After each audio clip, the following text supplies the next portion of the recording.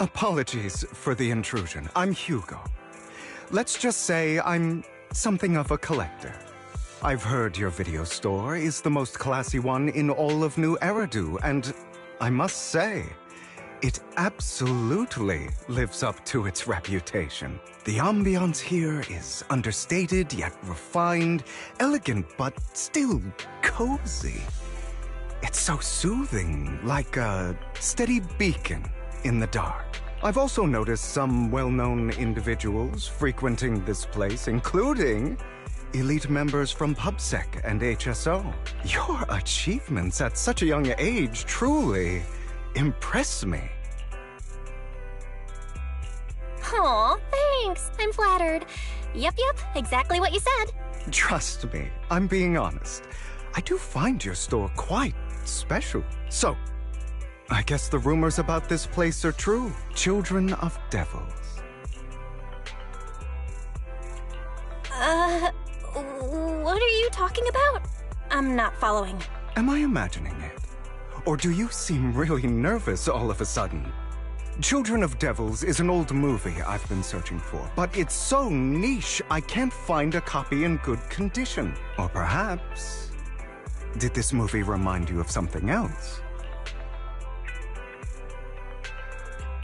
You're imagining it. I'm just surprised there's a movie we haven't heard of. No worries. Like I said, this movie is rather niche. Despite the word devil in the title, it's actually about vampires. I'm sure you already know. Vampires were a popular fictional concept back in the old civilization. Typically, they are pale-skinned, well-dressed, exuding a mysterious and dangerous aura. But beneath their immaculate facade lie lethal fangs for draining human blood. You kinda look like one. I'll take that as a compliment. Too bad vampires don't actually exist in New Eridu. Oh, and I don't feast on human blood. In fact, if anything, I'm hypoglycemic. Anyway, back to the movie. It's about a man who unwillingly turned into a vampire, and after years of plotting, finally kills his evil father and ultimately dies in the process.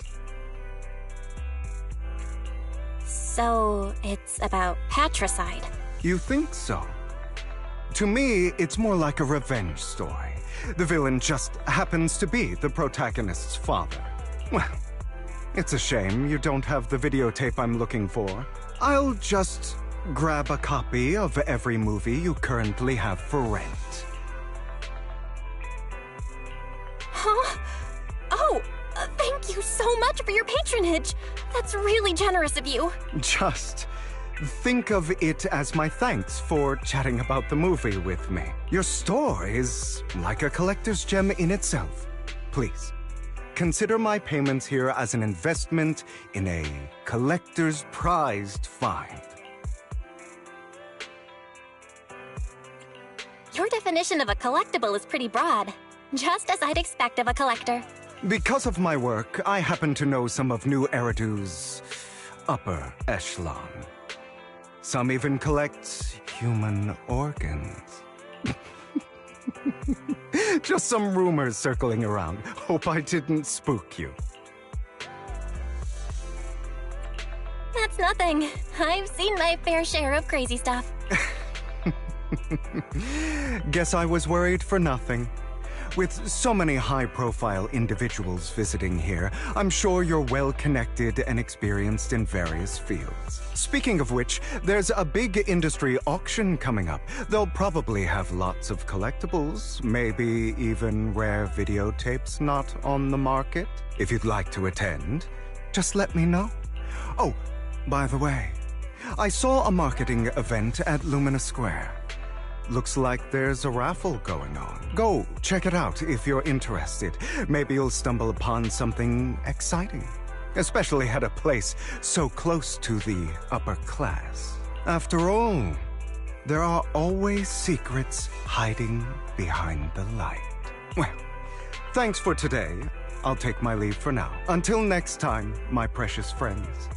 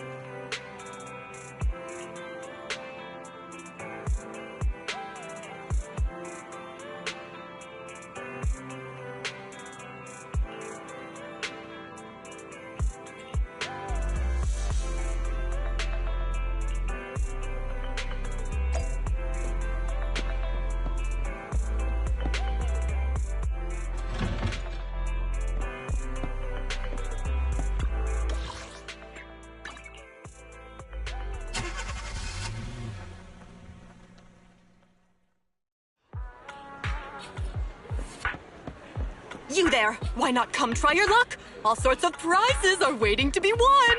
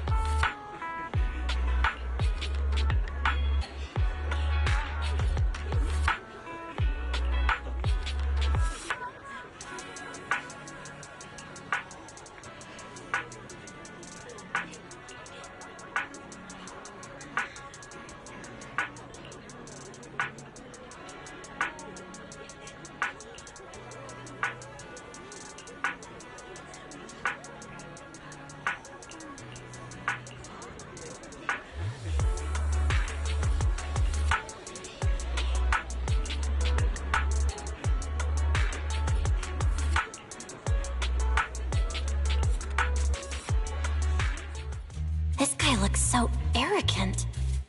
Maybe I should take a tougher approach with him. Quit the act. I've seen right through you. You may look harmless, but I know you have a secret identity. Your crafty skills have caused headaches for countless people. Not to mention, you're revered in your field. Everyone knows who you are. Your true identity is a member of the most infamous band of thieves in New Eridu, Mockingbird!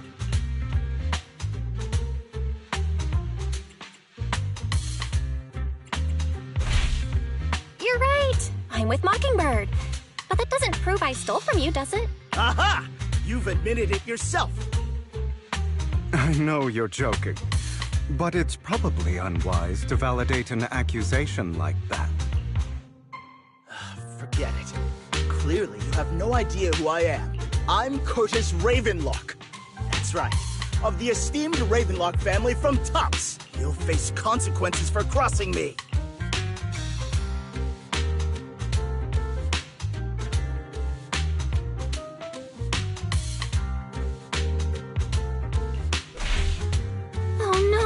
I've upset a powerful man.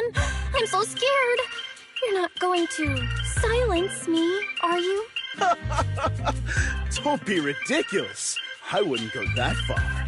Just keep it in mind and know your place. A guy with such a massive ego probably can't pick up on subtle sarcasm. Anyway, you were the only one next to me when I lost my wallet. It has to be you. Just admit it.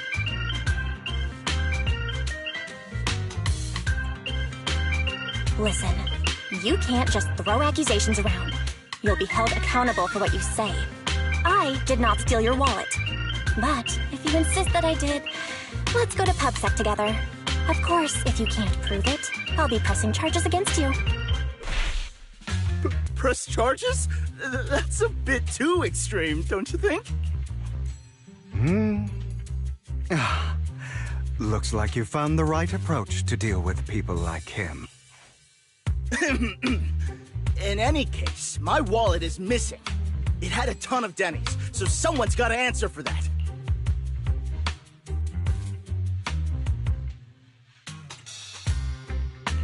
No one's responsible for your wallet except you. Let's be real. You're just trying to shift the blame. You! No one's ever dared to speak to me like that before. Clearly, Your accusation is baseless, Mr. Ravenlock. Your outfit, while elegant, shows unironed creases and noticeable signs of wear. You've likely worn it for a long time. Plus, the wet ink on your cuffs suggests that you rushed straight here from your workplace. Likely so you wouldn't miss today's raffle. All in all, it's clear you're not well off and quite careless. Chances are you lost your wallet yourself, and it probably didn't hold much cash. Is that why you jumped to accuse others? Hoping to leverage your family name to make a quick Denny? That's utter nonsense! Regardless, you owe this person an apology. Damn it! You'll regret this! Just you wait! I really hate it when innocent people are wrongfully accused. But it's all over now. I hope it didn't ruin your mood. Thank goodness you're here. Otherwise, that guy would have kept arguing forever. I didn't really do anything. You outsmarted him all on your own. It's a relief to see him get what he deserves. He should have known what would happen the moment he falsely accused you. People like that should have a taste of their own medicine. That sounds fair to me. Unfortunately, we don't usually see such fairness in our world, do we? That's why sometimes I don't mind resorting to unconventional methods to right the wrongs. You seem to be implying something. Don't tell me. A good movie never spoils its ending. But feel free to speculate. Anyway, it was nice running into you. Please, accept this raffle ticket to mark the occasion. May it keep you away from shady people and situations and bring you good fortune.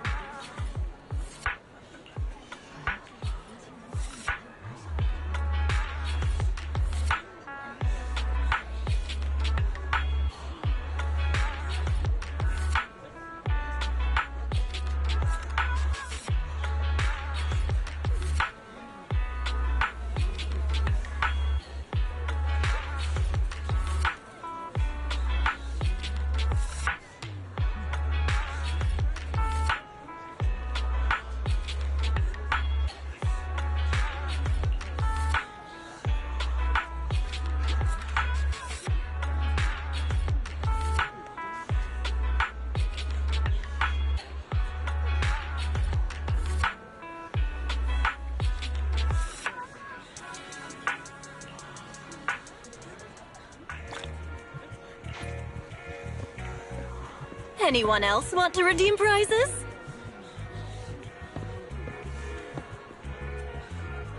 Anyone else want to redeem prizes?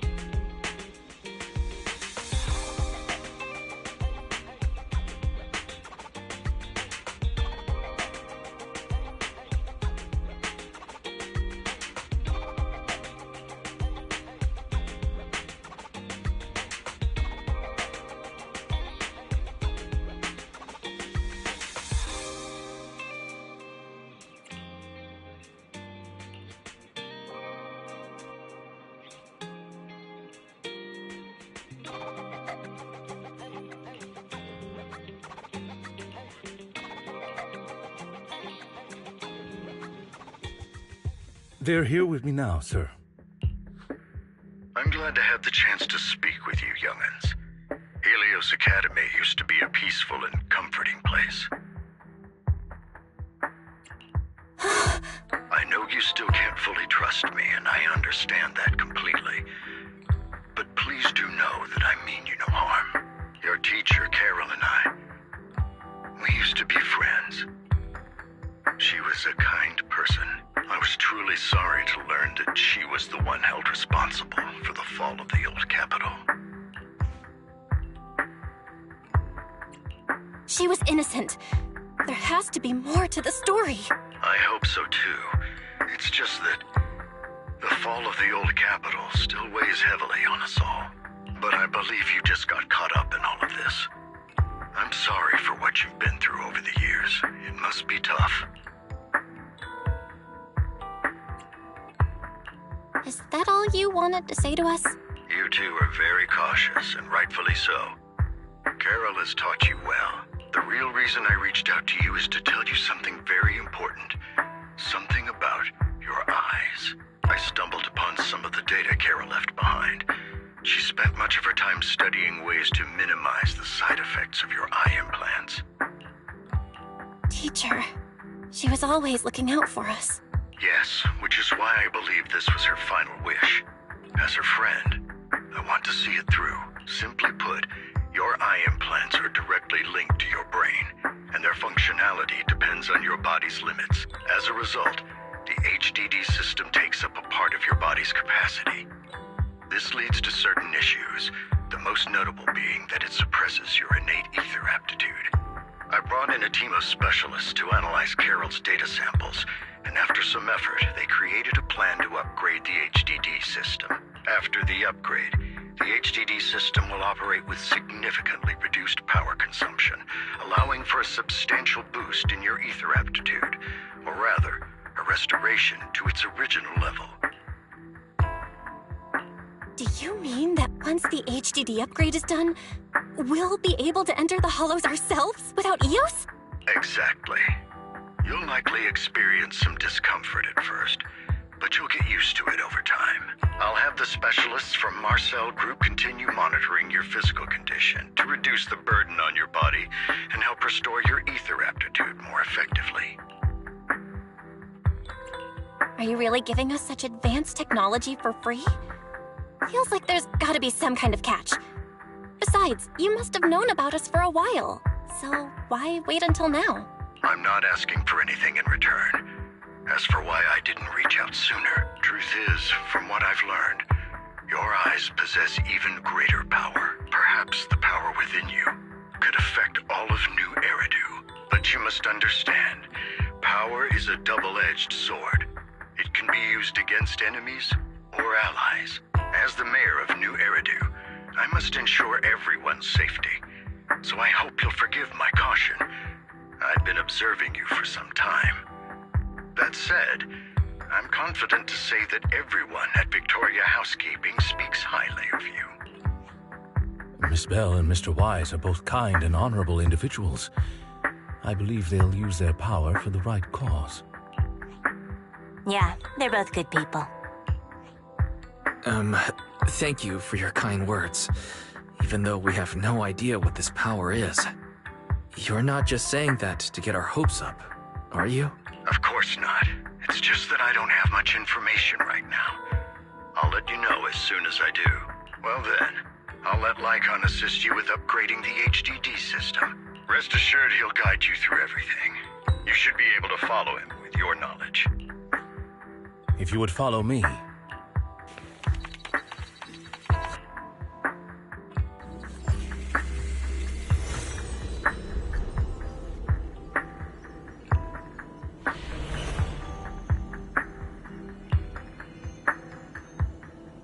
How are you feeling now? All good, I think. Really? I'm feeling a bit off. Your body is adjusting. Give it time to adapt to the changes.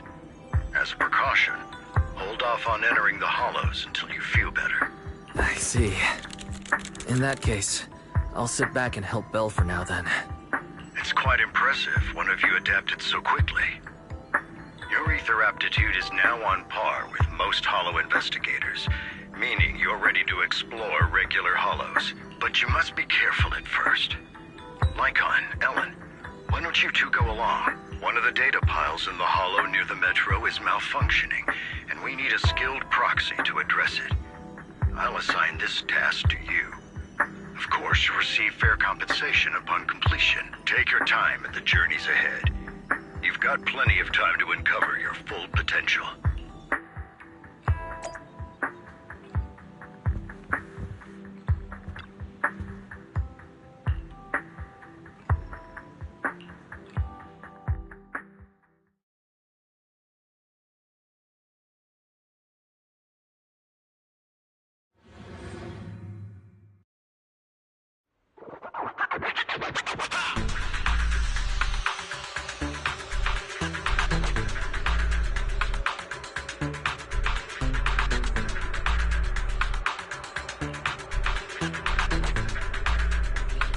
Master Proxy, the data pile that the mayor mentioned is in this direction.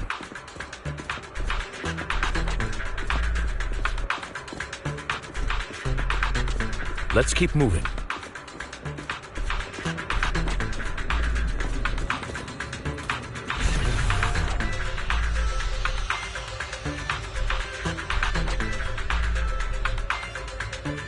The data pile that the mayor mentioned is near that garage ahead.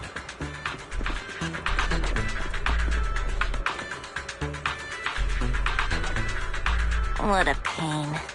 There's nowhere else to go. We'll have to move the train.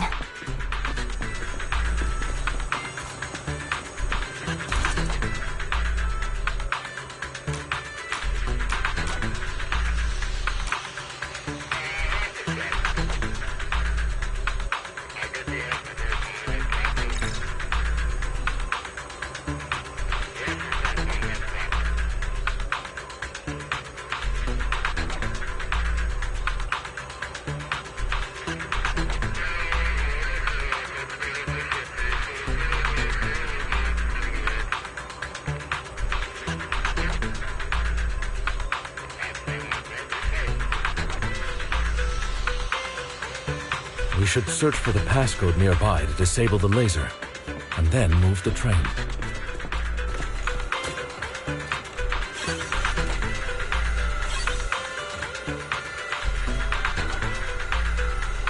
Ah, I get it now. We should be able to enter the passcode now.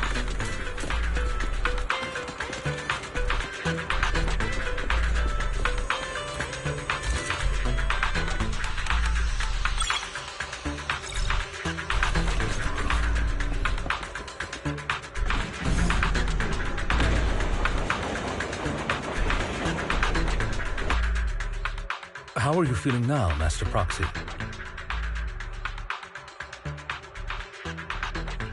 Fantastic! Never been better. I'm relieved to hear it. If you feel any discomfort, please, let us know at once. Yeah, I'll carry you on my back if needed. Really? I want you to carry me right now. Let's finish the task first, Master Proxy. You've always had a sharp mind, and now you've got the muscles to match. Thanks for the compliment. No, I was just thinking. When will you pick up some fighting skills? If you can fight, you could handle things in the Hollow all on your own. That'd be pretty neat.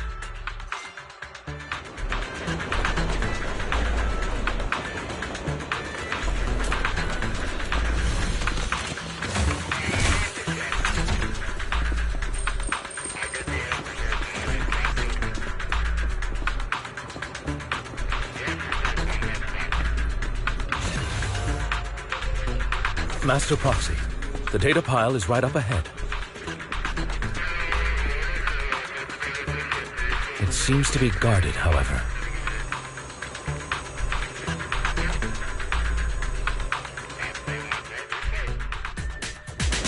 Worry not, Master Proxy. We'll ensure your safety. Thank you. Sorry, I still need you guys to protect me. Looks like I gotta buck up a little. Roxy, you don't need to push yourself so hard. You're already pretty great.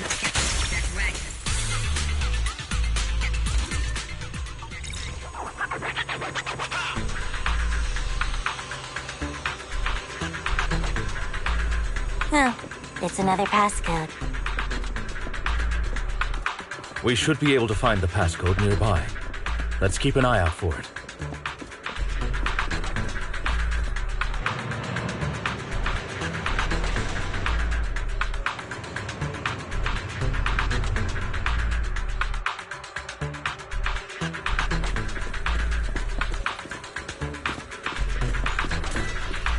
Maintaining the data piles in the hollows requires a proxy with the utmost professionalism.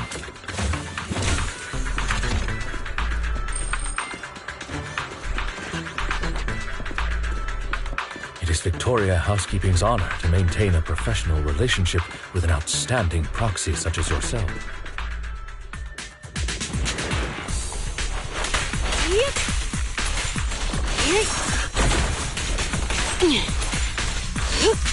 Avoid it.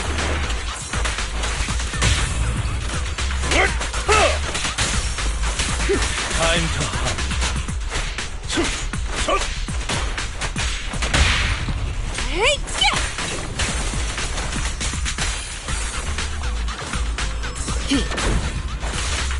Out of the way.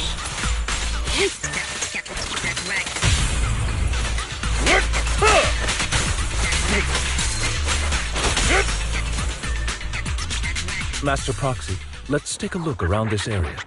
We might be able to find clues regarding the passcode.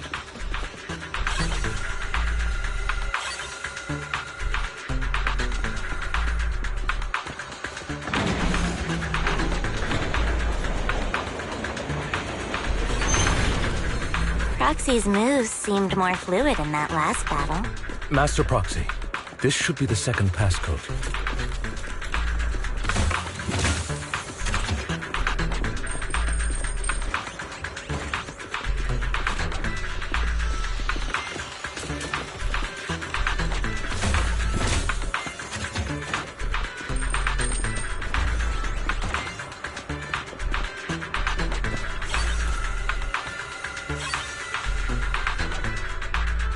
Master Proxy, we've been in the Hollow for quite some time.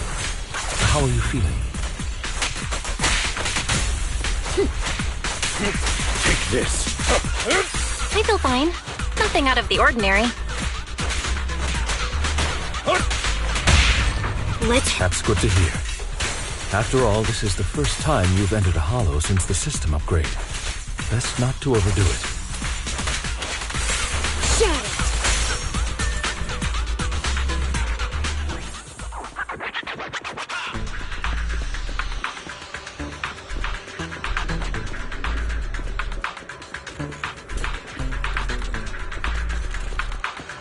Last passcode is here.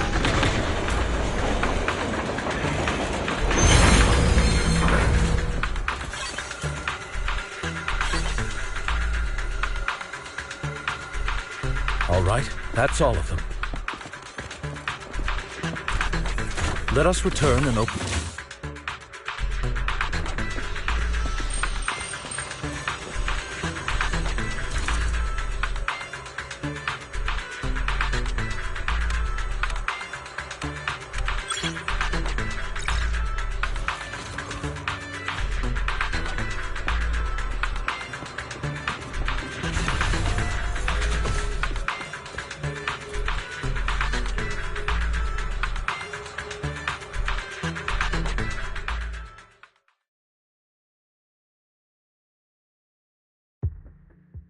The mission was a success, sir. Master Phaeton's performance was outstanding. Excellent. You truly are exceptional. I'll be frank. I contacted you because I need your expertise for an important task. I'd like you to participate in an auction and help me secure an item up for bid. Hold on. Is it the same auction I heard about? The one with all the high-profile attendees? Yes, that's the one. I knew asking you was the right choice. Since you're aware of it, I'll get straight to the point. It's related to the sacrifice you encountered. Sacrifice? Has it appeared again? Remember the sacrifice you took down near the construction site? Public security did some research after retrieving it. It turns out it can maintain its form outside the hollow and carries human genes. Within it, we extracted a mysterious core. This core possesses the same inexplicable power as the sacrifice, allowing it to exist without relying on ether. However, the core was recently stolen from the most secure lab in New Eridu. We suspect this is an inside job rather than an external theft. We searched extensively without success, until I saw the auction flyer. The core has been concealed within an auction item.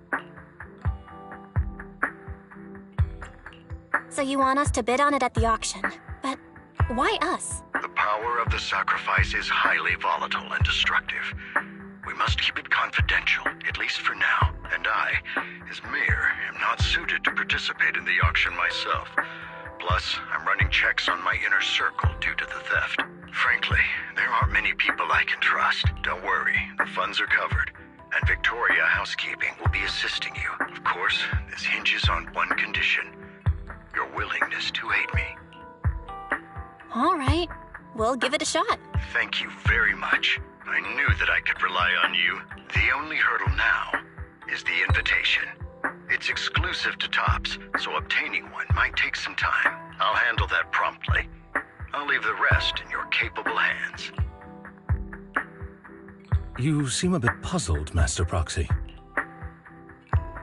The relationship between the mayor and Tops seems rather delicate. You're quite perceptive. As you know, the roots of New Eridu's governance lie with the Mayflowers, while Tops is a conglomerate of companies. Power and profit often lay the foundation for conflicts, which is why securing invitations could be tricky for us.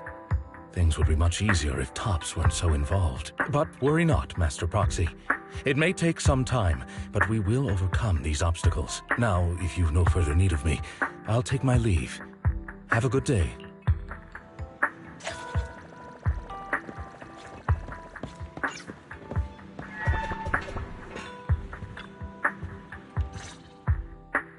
Didn't that collector Hugo mention if we wanted to attend the auction to give him a call?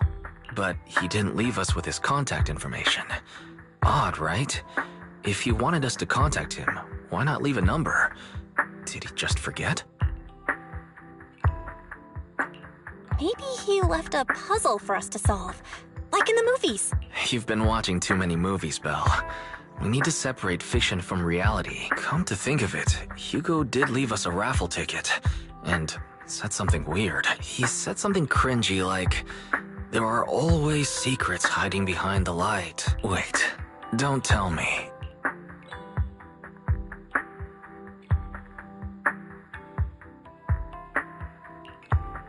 I get it now.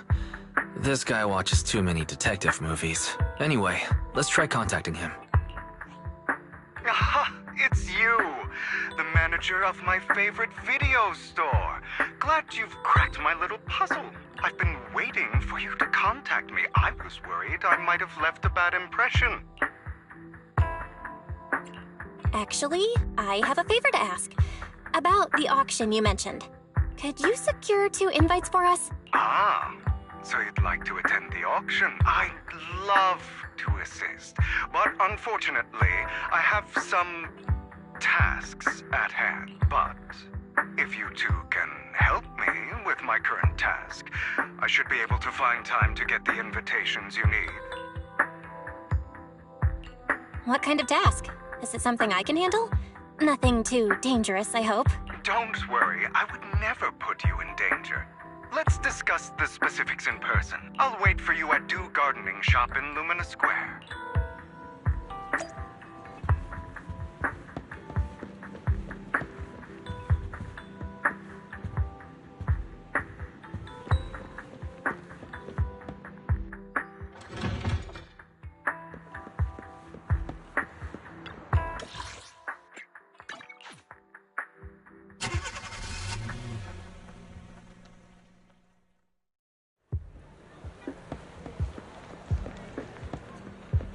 You've arrived, my friend.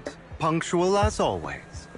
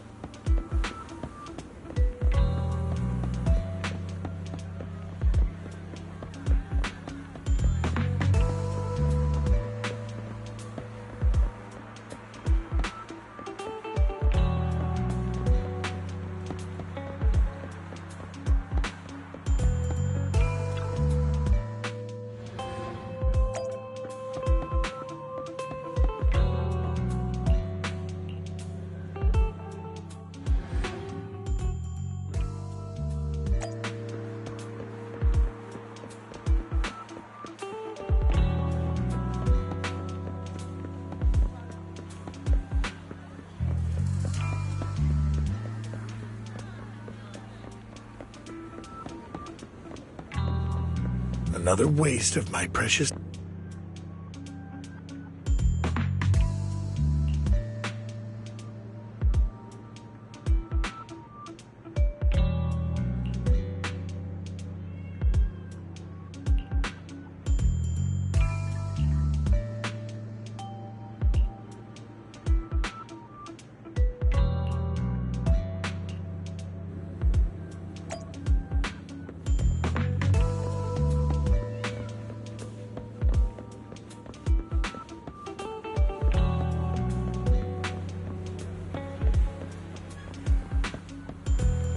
This time, I'll lead the family back to the top.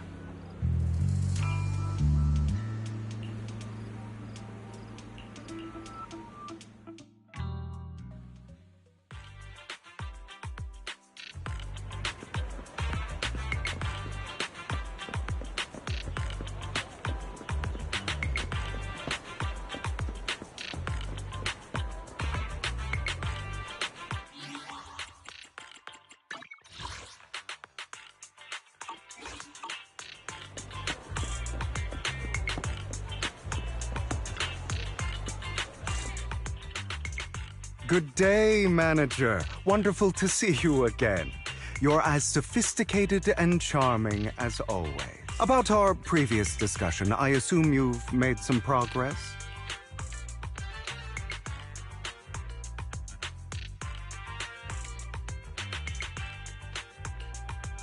I see. Looks like it's more complicated than I thought. I appreciate your help. Here are the promised invitations for you.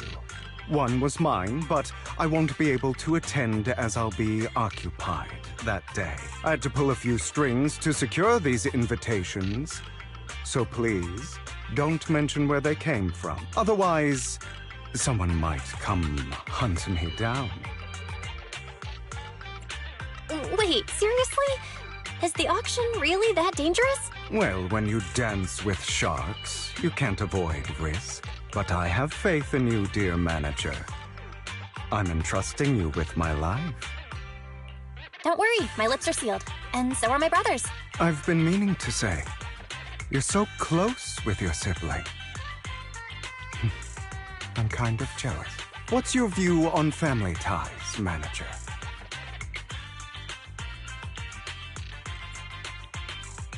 It's a bond you have to maintain carefully. Even as family, we might not fully know each other. For example, someone who was like a mother to us loved us deeply, but also kept many things from us. Mother. Huh. For me, that word only brings fear, pain, and hatred. I once had a half-sister. Different mothers. Had? Did you two fall out of touch because of an argument or something? No, we never argued. I would like to try, but it's too late. She's been gone so long. I can barely remember her face. I'm sorry. I didn't realize it was a sensitive topic. My condolences. It's okay. I brought it up first, and it was ages ago. Anyway, back to what we were saying. It's highly likely that Hartman will be at the auction as well. As you know, while he's the rightful heir to the Ravenlock family, he keeps many secrets. Should you cross paths with him in the future, be cautious. He's sitting up on his high horse looking down on everyone else, and he'll do whatever it takes to get more power. I hope these upper-class people eventually face the punishment they deserve. Too bad the scales of fate lean one way or another. Unless someone steps in to tip them back. I digress. That's all for today. I have some errands to attend to, so I'll take my leave. Have fun at the auction.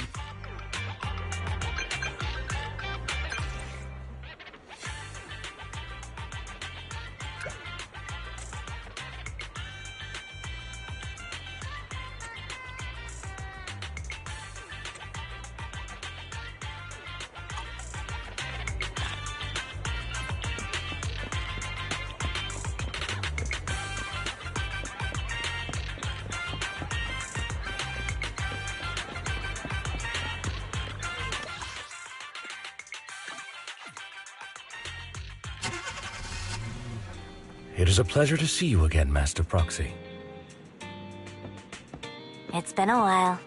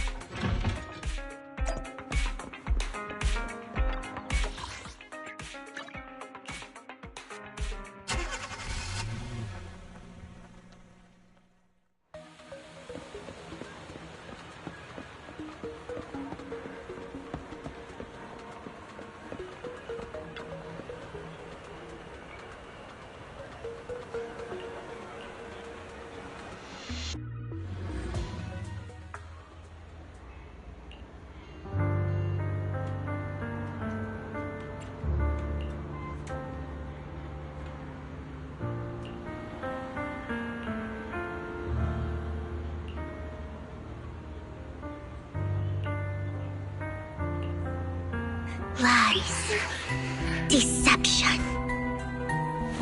betrayal. swirling mist, shrouding the truth in a deep, enigmatic haze. Found you. Chosen one.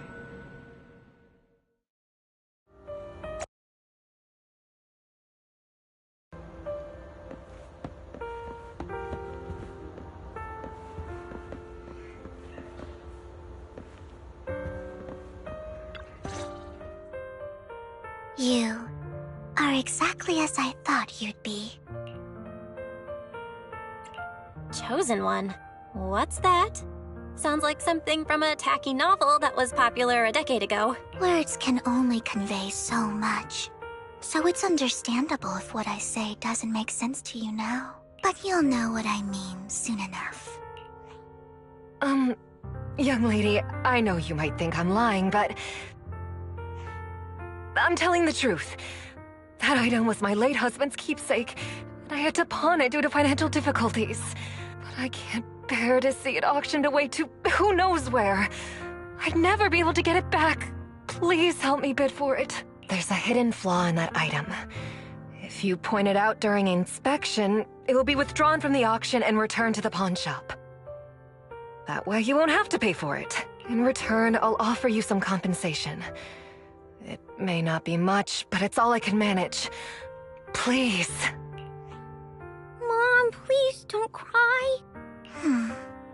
Your story might be genuine, but your intention is not. Besides, this has nothing to do with me. Your misfortune is not my concern. Young lady, you don't look like you're struggling for money. How can you be so cold-hearted? I'm sure this refined individual here feels the same way. Huh? Are you referring to me? Yes, you! If you're willing, could you please... The auction is about to start. I'm not sure how you gained entry, but I'm sure you don't want to be driven out with your daughter. And you? Here's a little piece of advice. Don't let your sympathy easily sway you in an auction like this. Otherwise, you might get swindled. I'm Vivian, by the way. Pleasure to meet you. Dear guests, the auction will begin shortly. Please make your way to the venue.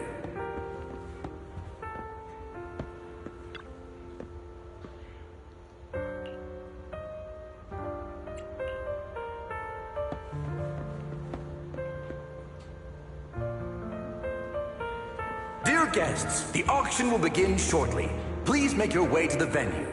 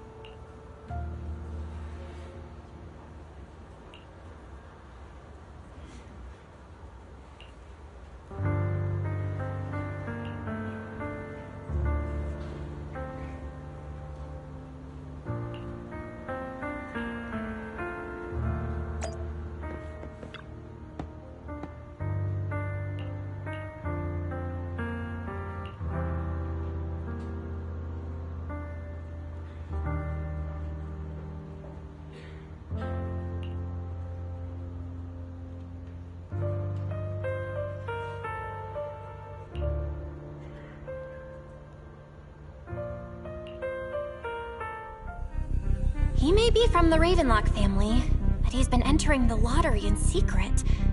Maybe he's not as well off as I thought. Ugh, what rotten luck. I didn't expect to see you here. I won't back down this time.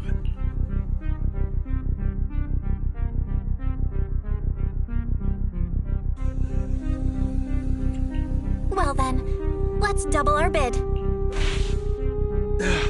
A commoner would never bid so high. Damn it. A strong move, setting the tone right from the start. You should just give up already. I'm dead set on getting this item.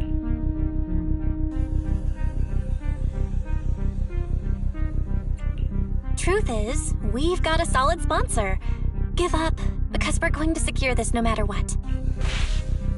So that's how you were able to join the auction? I knew there was something funny going on. Damn it! Am I really going to lose? Nicely done. I see you're getting the hang of manipulating your opponent's emotions at the bargaining table. Okay. Let's not rush into inflating the price. Seems like it's just the two of us interested in the item. Why don't we discuss this in private first?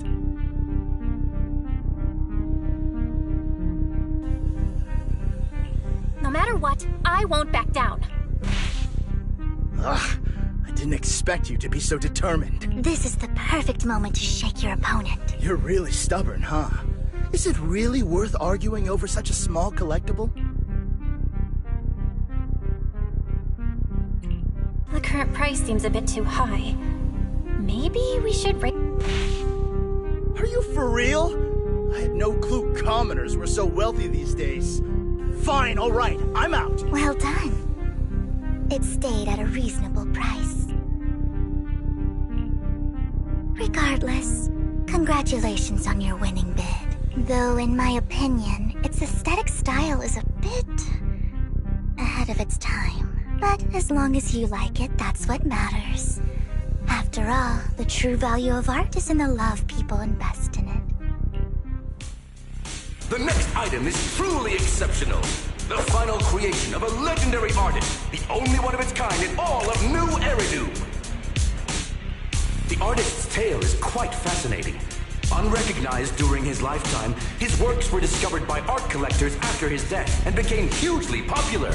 Because of this, authentic works are few and far between, making each one incredibly precious. And this stunning final piece, anyone who loves his work won't want to miss it. Without further ado, let's get started. Starting bid, 200 million dennies. If I can get it for under 500 million, I can still turn a profit. 300 million! If I'm not mistaken, Wise, isn't that the item the woman asked Vivian to bid on? Yeah, that's the one.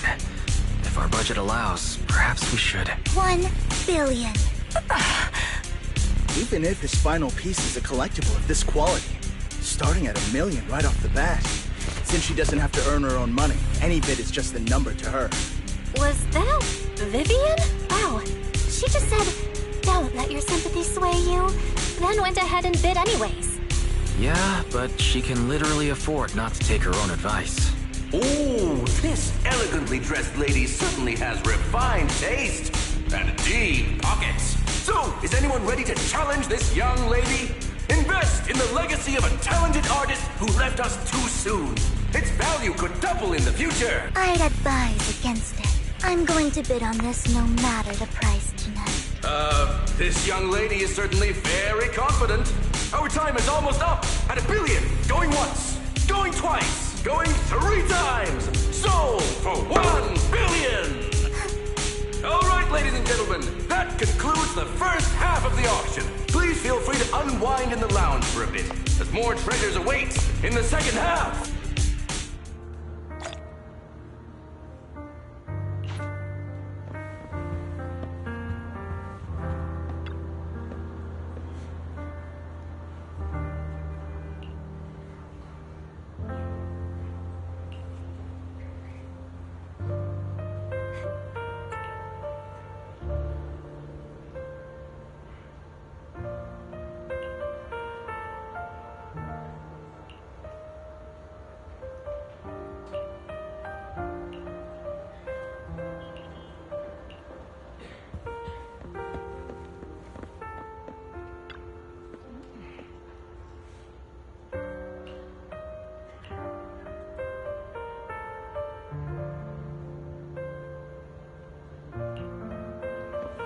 The coffee here is...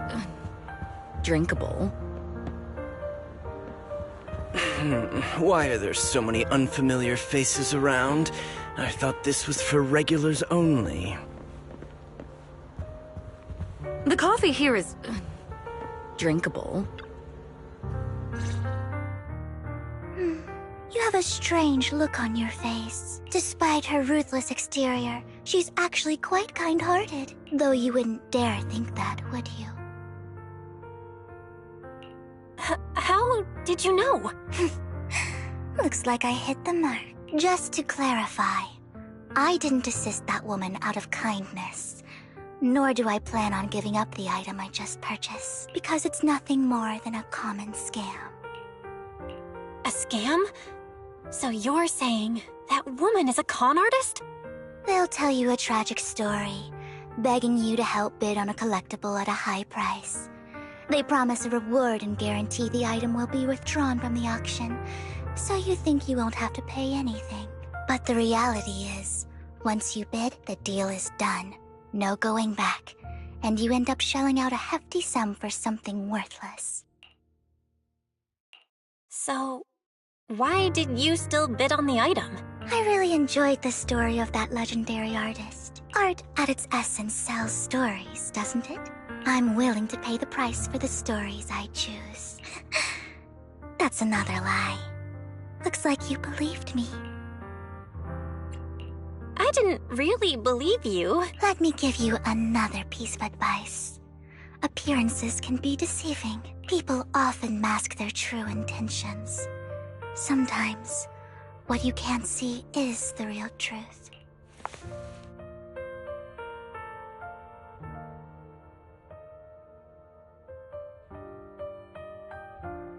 I hope next time you'll accept my invitation, and not that of these pretenders.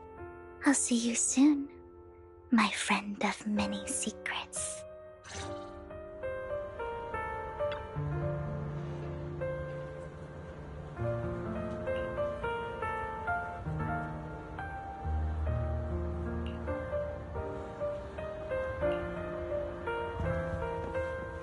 The second half of the auction is about to begin. Please make your way to the venue.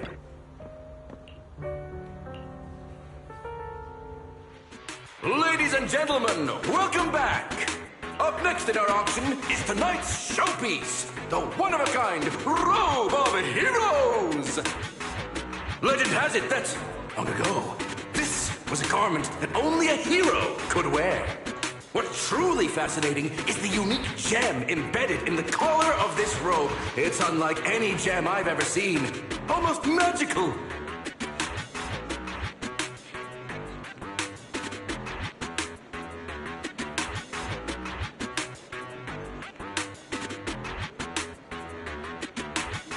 Wise, that gem's probably what we're looking for. Such an important item. Yet, it's just there on a piece of clothing.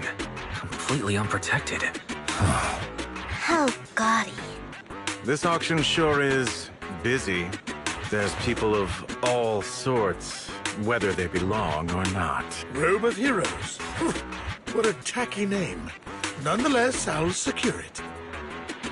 In the name of the Ravenlock family. Yes, I see it. Seems authentic. Of course, I'll keep an eye on it.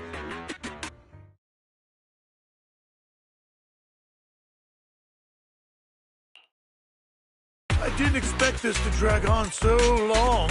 I believe there is no meaning in continuing this senseless bidding war. Frankly, wasting time irks me more than squandering money. So, my friend, let's cut to the chase. What did you have in mind? This man is pretty shrewd. Maybe I should match his energy. Perhaps a better question should be, what can you offer me? The ball's in my court now. Good.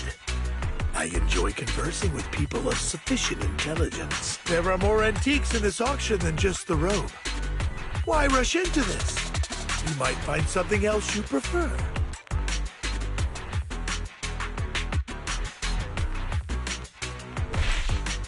Actually, I know the secrets of that robe. Really? So there is something more to the robe. Our opponent seems quite astute, Master Proxy. Let's avoid anything that might raise suspicion. The Ravenlock family always gets what they desire. If you have any doubts, feel free to ask around.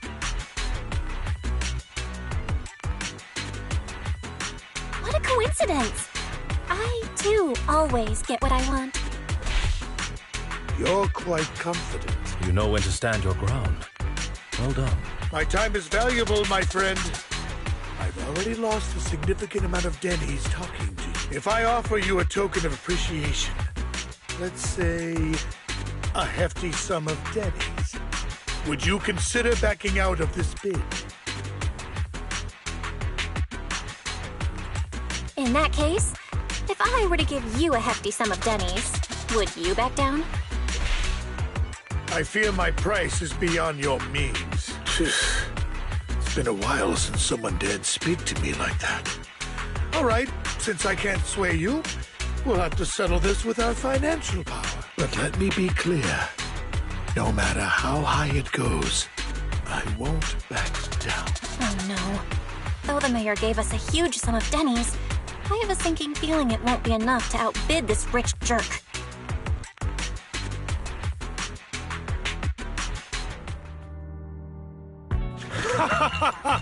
Thank you, everyone. It appears I'm the final winner of this auction after all. Well, I'll be taking this masterpiece with me. Of course. I must extend my sincere gratitude to all of you. Damn it, we almost won! Ugh, Denny grabbing jerks. Damn it, we almost won! Ugh, Denny grabbing jerks. I got a message from Hugo. He wants us to... look up? What happened? Why'd the lights go out?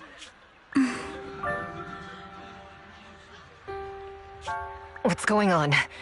The power went out? Mommy! I'm scared! Ladies and gentlemen, welcome to tonight's auction. My apologies for the long and dreary opening. Losers always have a lot to say. That guy looks familiar. Is that... What are you all standing around for? Someone deal with this intruder! How uncouth. I'm simply here to reclaim what's rightfully mine. You! When did you... Well then, tonight's show is coming to an end. I wish you all a lovely evening. Yours truly, Mockingbird. After him! Catch that thief or forget about getting paid tonight!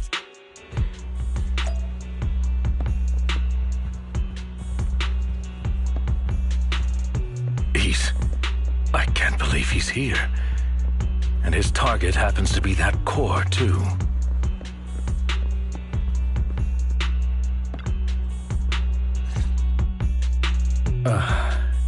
Forgive me, Master Proxy, but that... Mockingbird and I have... history.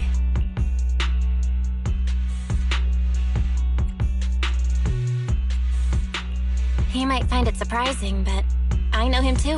You do?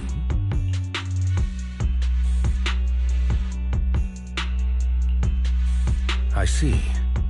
So that's how you know him. Years ago, we founded Mockingbird, the Phantom Thieves Syndicate. Things started off well. We were young, with naive ideals and lofty goals, and we pursued what we thought was right. But one night, that all changed. There may have been signs of what was to come, but no one noticed them at the time, or perhaps we chose to ignore them. Eventually, I left Mockingbird and accepted the olive branch extended by the mayor. The separation was, shall we say, less than amicable. And my dearest friend became my sworn enemy. Master Proxy, if I may ask, what do you think of Hugo? Though he helped us before, and he seems pretty nice, I can't help but feel something's off. He's a part of Mockingbird, after all. Mockingbird has changed from how we envisioned it.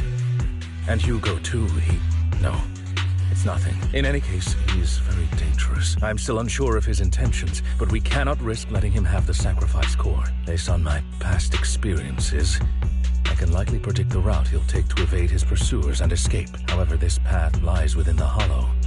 Master Proxy, can you... Let's head straight there. I'm feeling super strong right now. Very well.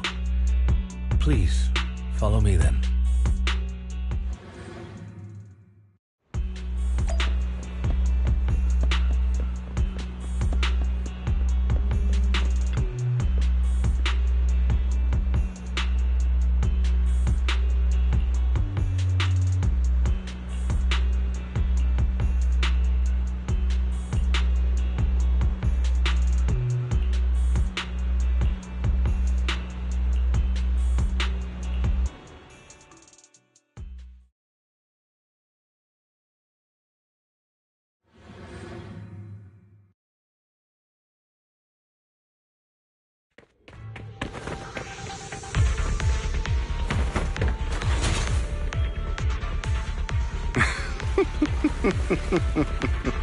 As I thought, Hugo really is here.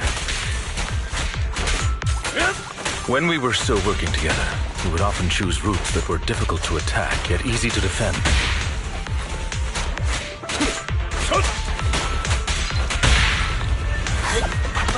Master Proxy, the layout of the fort is complex. Ethereals may jump out from any corner.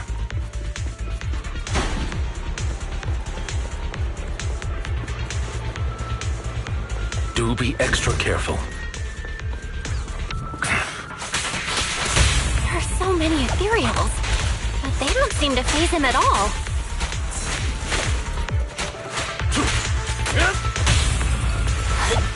Though I am loath to admit it, that man is quite formidable.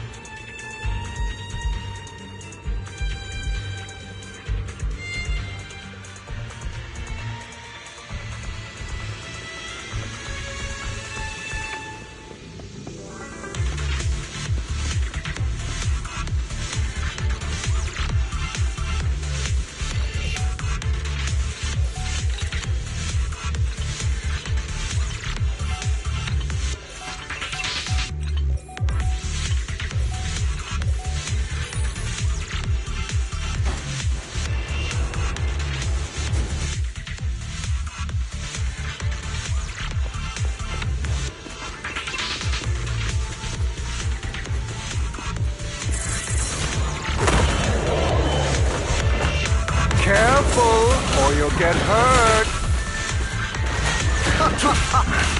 I'm not going to let you have your way. Master Proxy, that's one of Hugo's weapons. Make sure to avoid it. He's extremely familiar with this place. Master Proxy, dragging this out will only be to our disadvantage. Let's proceed through here post-haste.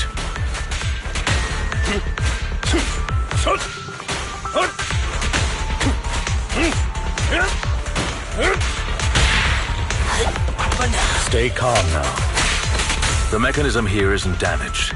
It's still functioning normally.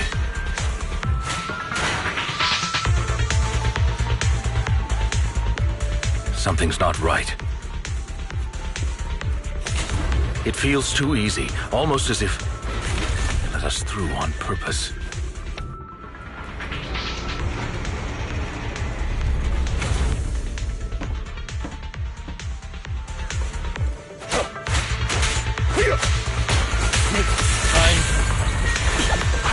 Stand still.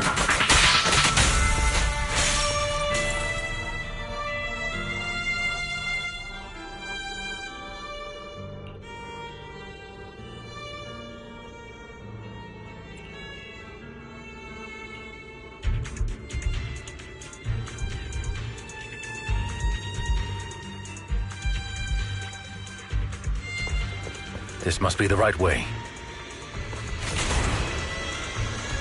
Not to worry, Master Proxy. We'll be able to catch up to him soon.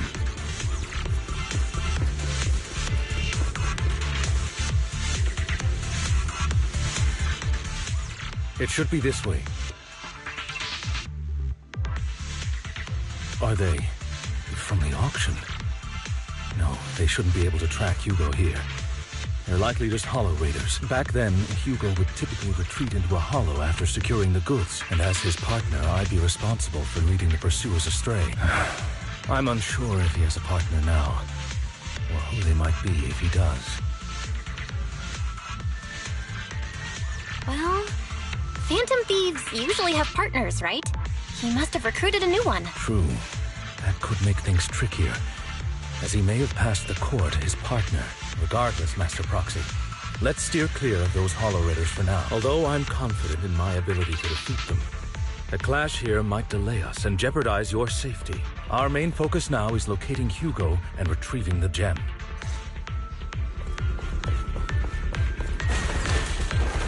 Take this. Move, please.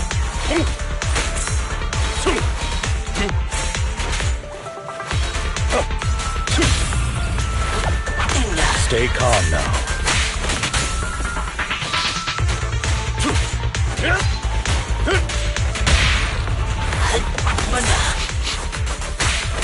He should be nearby.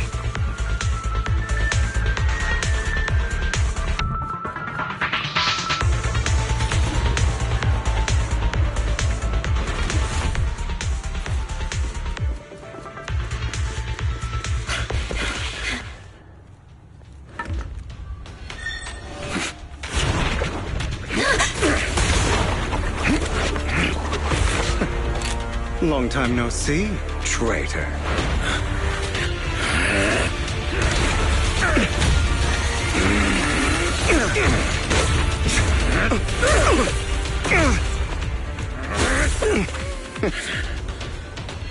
It was you who broke the oath, not me. You haven't changed, pompous and self-righteous.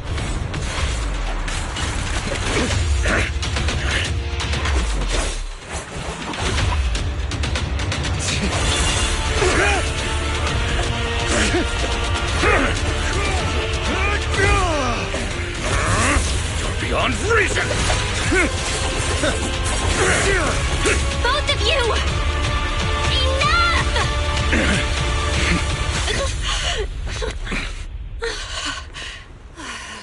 Master Proxy. Are you all right, Master Proxy? I'm fine. I just forgot I wasn't Eos. I thought your attacks would just go over my head. I'm not used to being this tall, I guess. Rest assured, Manager. My blade has always been steady. I'll never point my weapon at my allies, especially not you. As for that oath, he has no sense of control in the heat of battle, even turning on his own comrades. I'd thank you not to spread lies. What? Are you denying it? I merely spoke the truth, didn't I?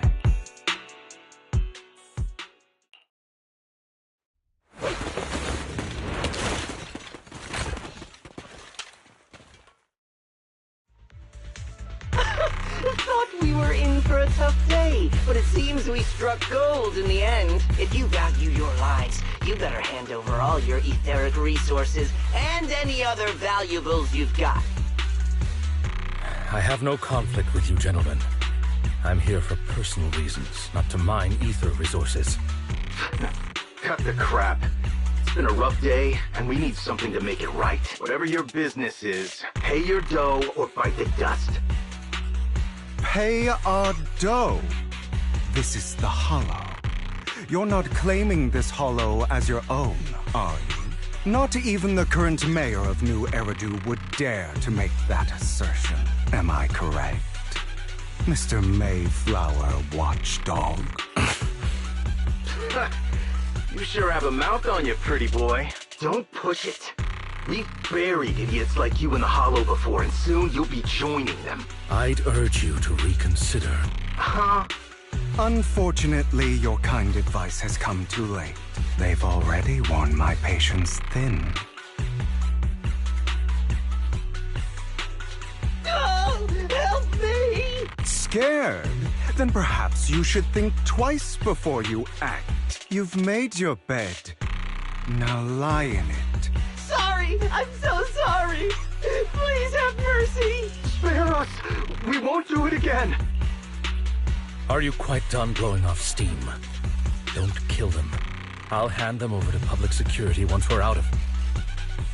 Who do you think you are to tell me what to do? They weren't planning to show you any mercy, yet you forgive them so easily. You haven't changed at all over the years, Lycon. To hell with you and your foolish fantasies of being some almighty savior. Haven't you learned your lesson from what happened with your eye and legs? My principles remain unshaken. No one has the right to take another's life. Sinners deserve punishment. Do you know how many lives they've taken? I'm merely delivering the justice the world needs. It is not our place to pass judgment. I know I will not sway you. There's no point in continuing this argument. I will stop you. I always will. Go ahead and try. I will defeat you. I always will. Be prepared to kneel before me, traitor. You talk too much.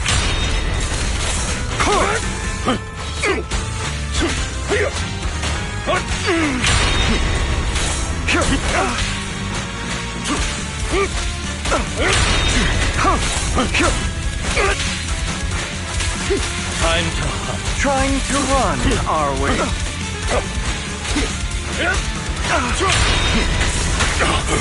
Is that all? Proxy, I'd advise... Really? Do you two have to do this now? Ready to continue. My apologies, dear manager. But I'm itching to teach him a lesson. Shut up! Time to hunt. Trying to run, are we? Beg for mercy.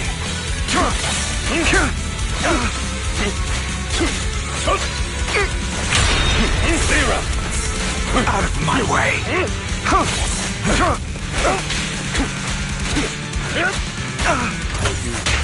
I'll eliminate any obstacle!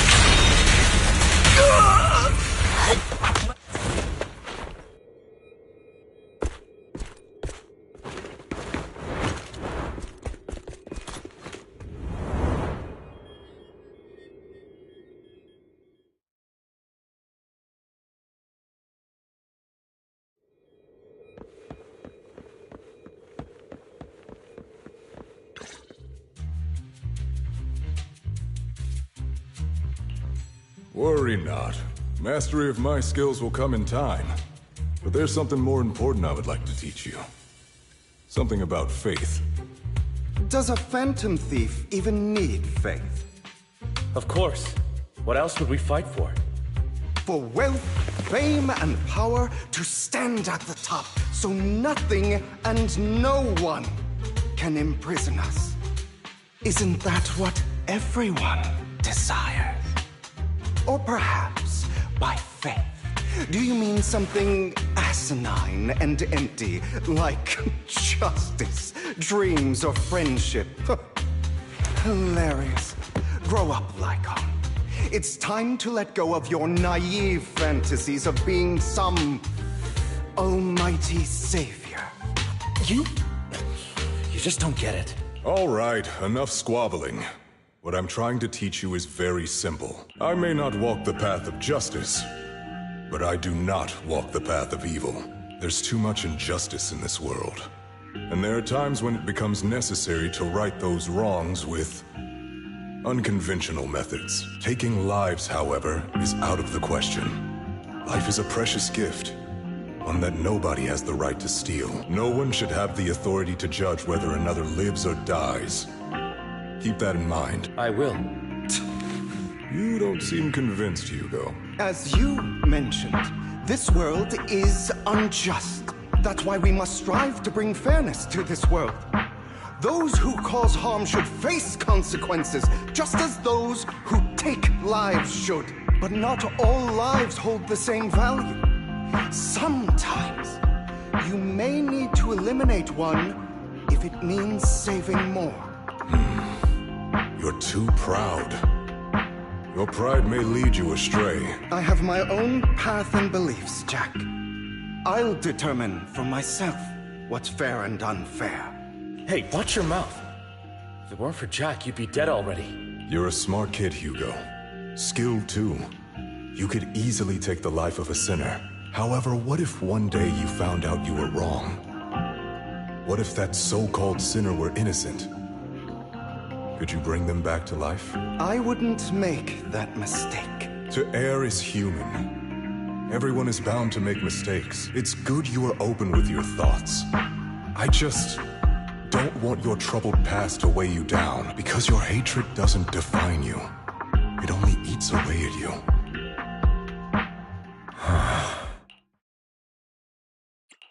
What's wrong, Lycon? You've been quiet for a while now. My apologies, Master Proxy.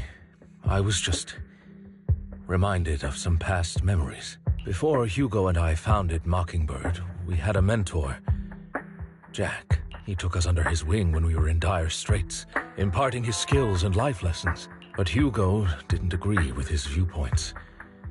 Perhaps our paths were always fated to diverge. Okay, I'll admit. I've been itching to ask. Why did you two split up? Mockingbird faced numerous triumphs, but also setbacks, and one of them was a disastrous one. Hugo. You... Was this you? All this? So what if it was? Have you gone crazy? Have you been planning this all along? You'd bury all these lives in the name of vengeance? They deserve to die, especially my so-called father. I should have killed him a long time ago.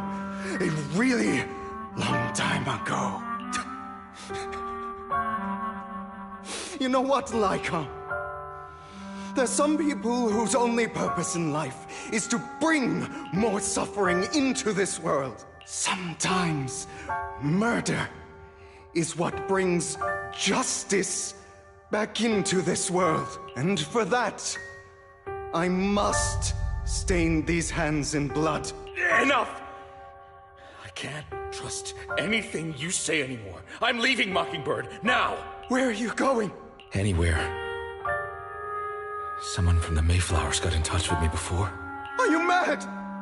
You know what those hypocrites in city administration are like. They're no different from tops. We fought them together all this time, and now you're leaving to serve as their lapdog. Are you going to turn your back on Mockingbird? Turn your back on me? The mayor is different from the others. But it doesn't matter. I'm not going to even try convincing you. As your friend, I'll give you one last piece of advice. Please, stop here.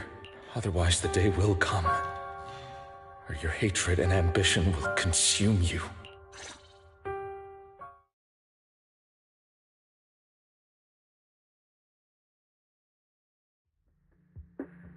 My apologies, Master Proxy, that you had to hear such an unpleasant tale. Hugo came from a powerful family, and his relationship with them was always strained, especially with his own father. So much so that Hugo wanted to personally put an end to him. After shouldering a mountain of injustice, Hugo ran away from home. That's when Jack and I met him, and that setback that Mockingbird suffered turned out to be intimately connected to his family. I had thought it was just a normal mission, when in fact he was plotting revenge. He took advantage of me and everyone else there. I do not mean to pass judgment on him and his decision, but I refuse to accept a partner who is willing to trample over other people's lives for their own desires. Perhaps his family left a mark on him that continues to influence him to this day. In any case, Hugo still has the sacrifice core. We should contact the mayor to plan our next moves. A pleasure to speak with you again. Lycon has already filled me in on Mockingbird stealing the sacrifice core. I'll deal with it. Anything else we can do to help? I mean, we didn't manage to complete our mission. No. You've done well. It's just not appropriate for you to get involved in what's to come. We've been through far more dangerous situations. Plus, we've dealt with Mr. Mockingbird before. So maybe we could help you. Really, I appreciate your kindness. It's just... Very well. Seeing as you're all people I know I can trust, I'm going to be frank. Not long ago, I received a letter declaring criminal intent. Sir. Lycon, I know you don't want to place them in danger. I feel the same way. However, I believe they deserve to know the truth. That letter threatened to use a sacrifice to take vengeance against the entire city of New Eridu. What do you mean by vengeance? I believe the person, or the organization, who sent the letter is planning to use the sacrifice to mount a large-scale attack against the city. Everything we've uncovered so far seems to support this hypothesis. As you know, the sacrifice's true power is a mystery and cannot be controlled. If anyone attempts to use it as a weapon, this is no small issue. If this gets out, it'll send the public into a panic. Please promise me you'll keep things confidential. Then let us help out. We can do our part too. But it's like I said before, it'll be too dangerous for you. Whichever way you look at it, you're still citizens of New Eridu, and as mayor, it's my duty to protect you. Plus, Carol would be furious with me if I put you in danger. If she were still around. Anyway, I'm not at liberty to discuss this matter any further. Please rest assured that we will handle things properly as the administrative authority of New Eridu. That's right. Master Proxy, please trust us. So that'll be all for today. Goodbye for now.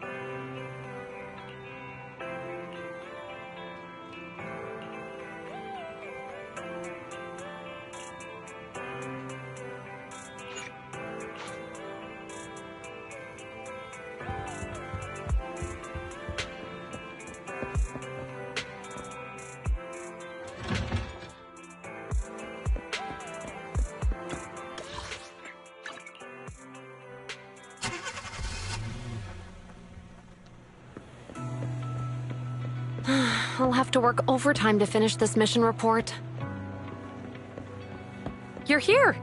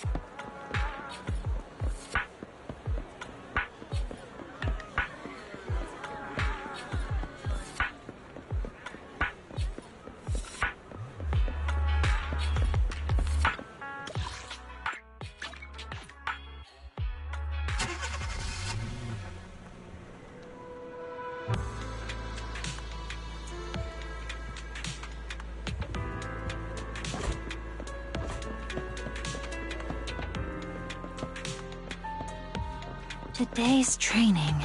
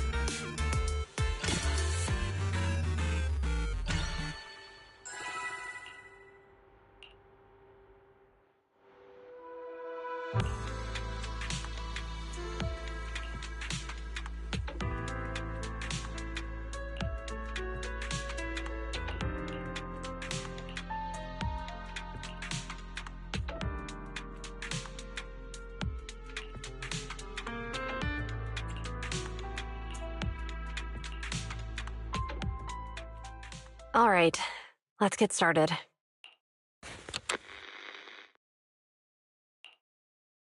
I'm probably not getting out of this hollow, but at least this tape recorder still works.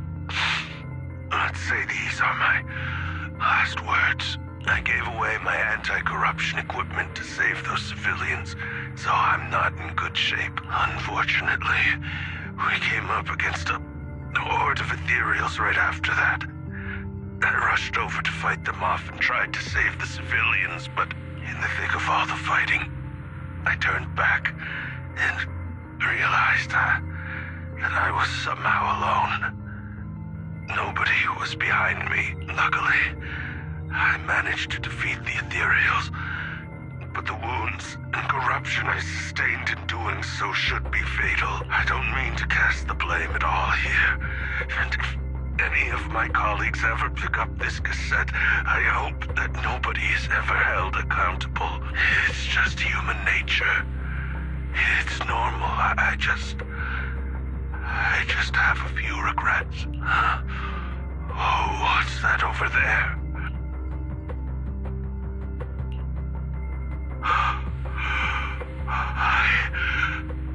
I've seen a miracle. Yes, that thing is right. So long as humanity is in constant conflict against the Hollows, we'll never be able to grasp true power. Only by embracing everything. It's the only way. Only by embracing this power can everyone survive. Oh, Creator, please grant me this.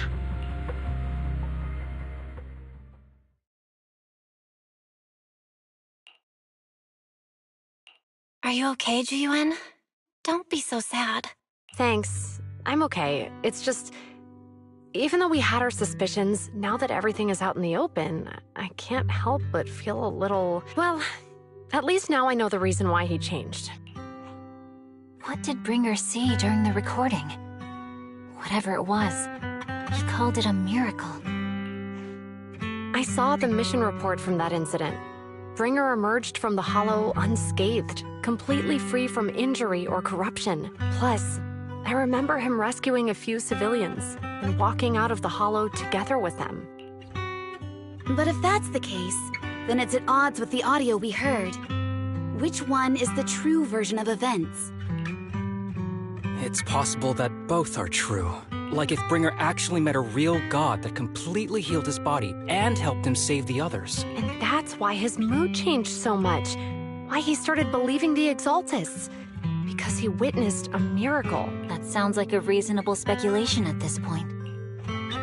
But it still exceeds the limits of what we know. In any case, it's a clue that ultimately points to the Exaltists. I'll keep pulling this thread and see where it leads.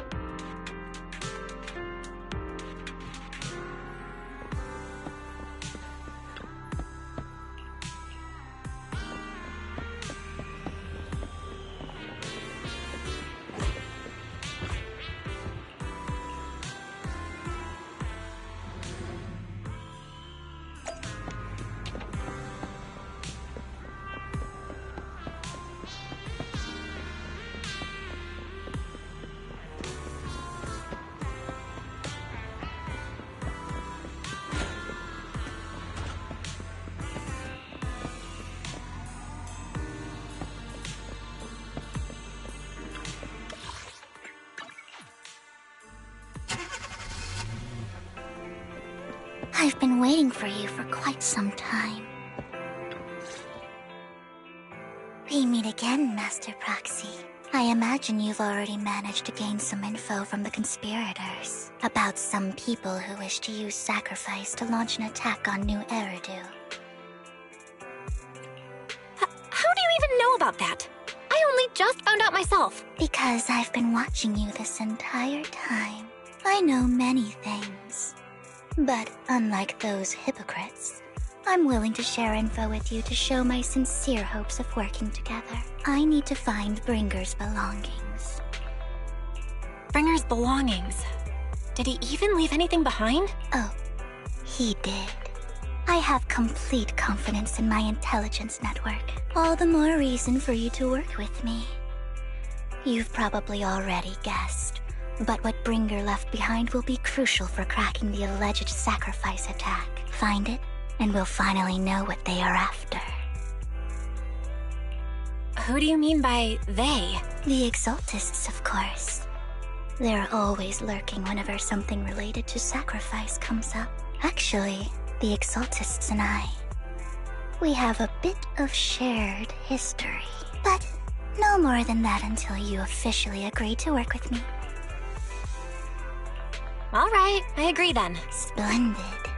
I like people who don't mess around. By the way, might I ask, you're not proficient at in-hollow combat, are you? Well, that's not really what proxies do. As I expected. Not to worry. You're an invaluable proxy. All I require is for you to guide me. I mean, not even my darling Lord Phaethon can fight in the hollows. Hang on. What did you just say? Your darling Lord Phaethon? That's right. The best proxy in all of New Eridu. Lord Phaethon! Don't tell me you don't like him. You're probably not going to believe this, but I'm actually Phaethon. You're an outstanding proxy, that's true. But Lord Phaethon's a cut above. No one could ever replace Lord Phaethon. But I know how you feel. You're actually one of Lord Phaethon's fans too, aren't you? So he's your biggest role model in life and you hope to become just like him, right? Fine, you're right. I'm actually a fan of Lord Phaethon. Then we're fellow fans! Wonderful. I feel so much closer to you now.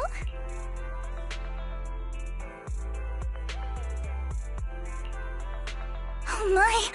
Once I start talking about Lord Phaethon, I just can't help myself! Look at the time! I suppose that's all for today then. I'll be in touch with more news.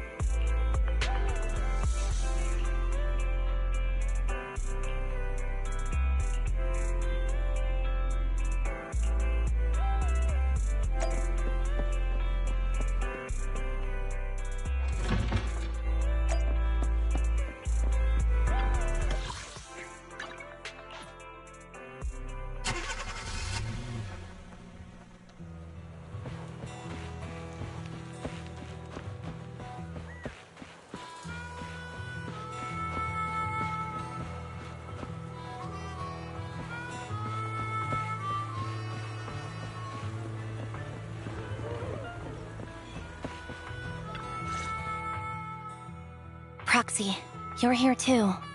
I didn't expect to run into you here. What are you two doing here? And is that a new look I see, Ambi? I'm here to investigate that incident.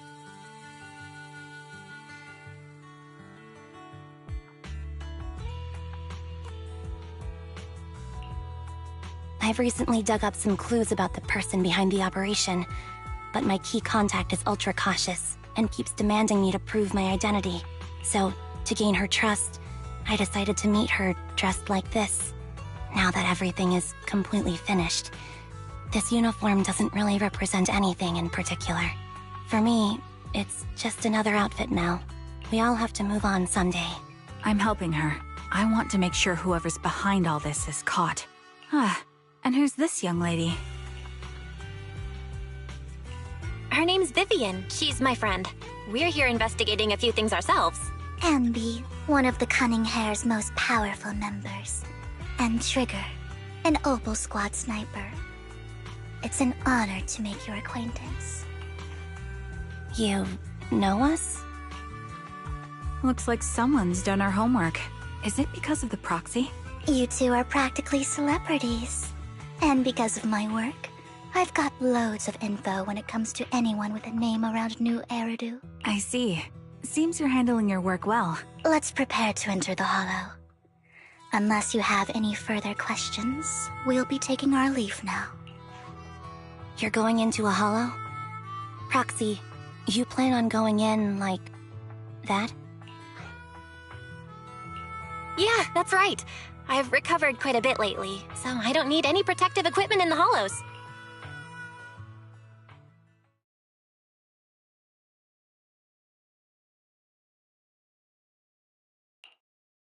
Huh. Aren't you that lady from before at the auction? Hello. I didn't expect to see you again, young lady.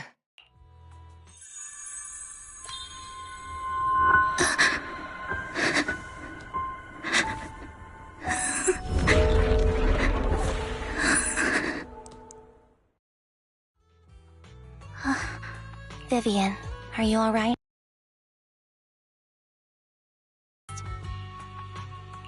What's wrong, Vivian? Are you feeling okay? It's nothing. I just drifted off for a moment there. So then, what are you doing here? Don't worry. I'm not here to scam you. I'm waiting to meet someone. Don't tell me. You're my contact for intel? That's me. Ambi from Silver Squad, I presume? Pleasure to meet you. All right. I'm going to exchange some information with Miss Ambi here. So if you'll excuse me.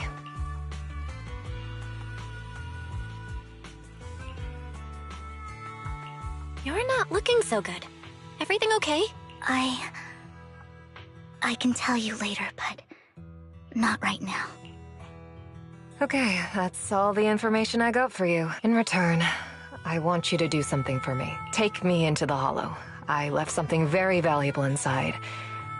I have to find it. Seeing as we were just about to go in ourselves, why not join us? It's fine by me. But didn't you say you were investigating something? It's fine. There's no rush. Right, Master Proxy. Huh? Yeah. There really is no rush. Sure, let's all go together. It'll be safer with more people, and we'll find her missing item more quickly. Thank you.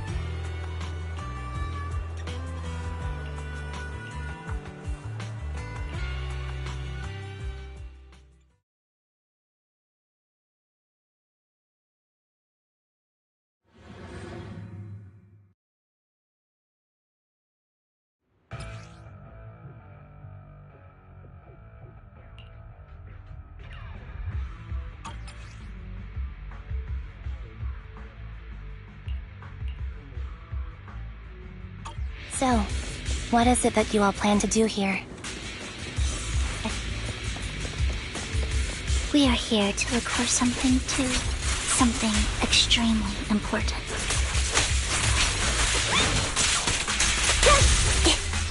New Eridu's future may well depend on it.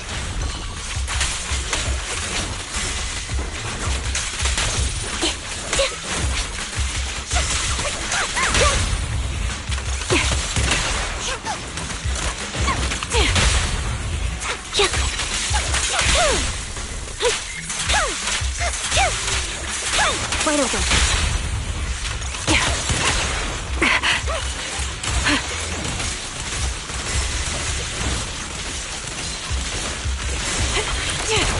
Increase firepower. A sound strategy. Now it's my turn to ask questions. What exactly is it that you're investigating?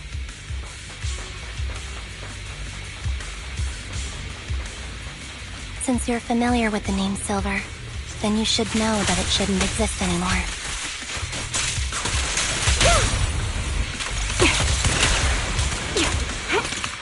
Recalibrating. What I'm investigating has something to do with it.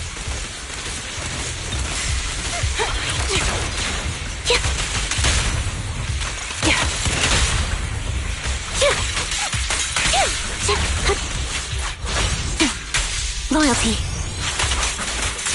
Show no mercy. Off balance.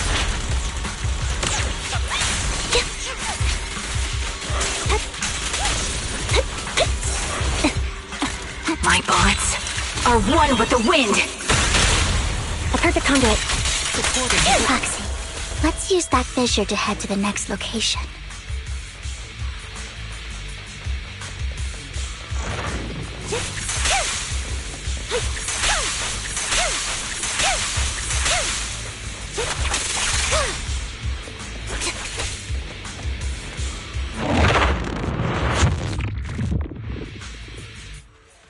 This is the place.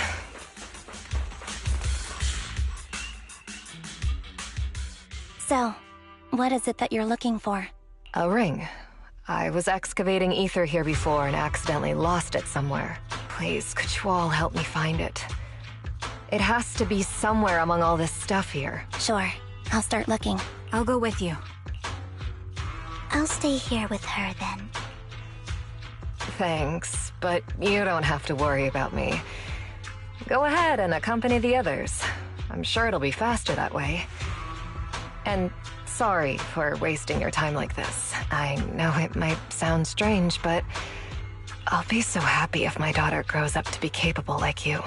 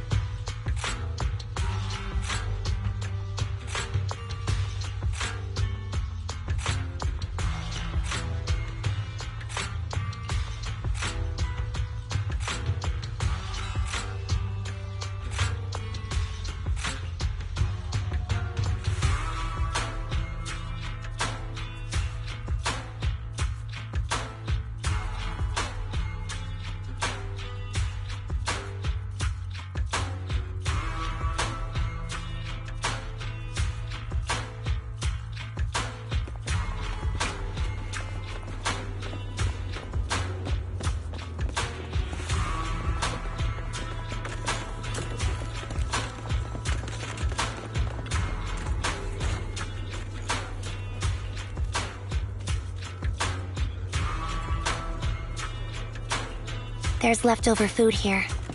I don't want to imagine what's inside the bag.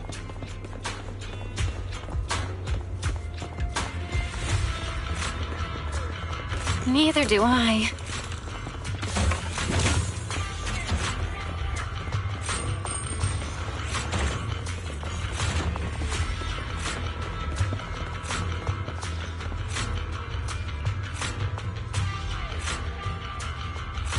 toy that seems emotionally stable. There shouldn't be a ring hidden in it.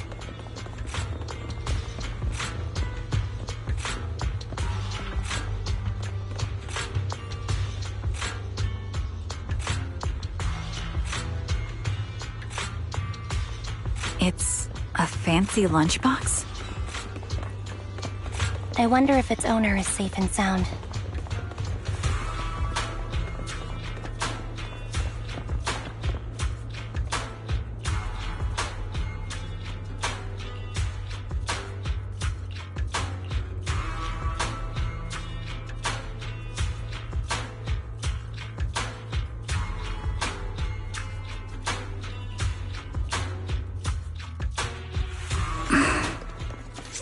What's wrong, Vivian? You've seemed worried for a while now.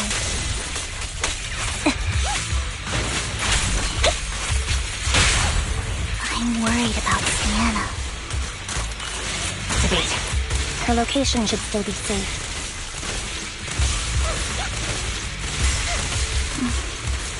I hope so.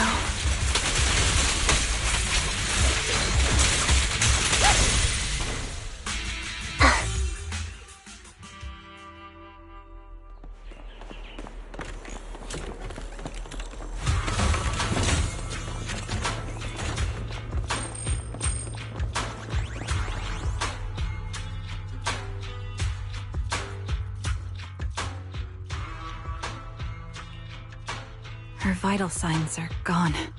What happened? I guess this was her final scam. There's one thing I must remind you. Your time is running out. I'm not sure how you can tell, but you're right. I'm going to die in here. That's my plan. I'm very sick and don't have much longer. If I try to get treatment, it'll just be a burden on my daughter.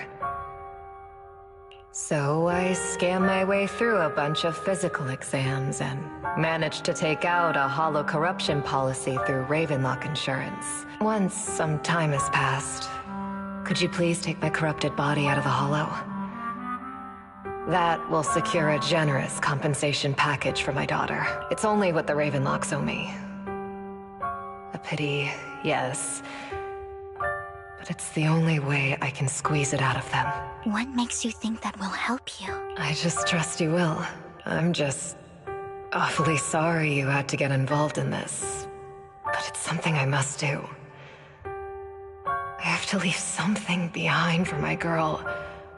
I have to give her a chance at life, if it's okay. Could you also please pass a message to Mira for me? Tell her, don't worry. Even if Mommy's body is corrupted, withers away, and turns to dust, my love for you will always be there. Thank you. You're a good kid.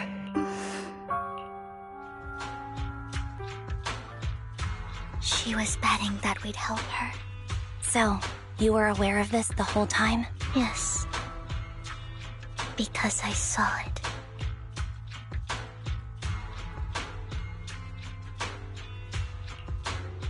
You might not believe me, but I've had this ability to see the future since I was a little girl. But the things I see are always something bad. Plagues, deaths, disasters. That's all I've ever been able to see. It's all that kid's fault! She's seriously jinxed. I always try to avoid her. Otherwise, she'll say something rotten that ends up coming true again. Prophecies, she says. Like she's not the one bringing the bad luck upon us. It wasn't me. I didn't do anything. Sorry. I'm sorry. What good is saying you're sorry? Things like this keep happening every time you open your mouth. How unlucky. She shouldn't be here. Nobody wants her around. If only she would just disappear. I just wanted to warn you all. I'm sorry.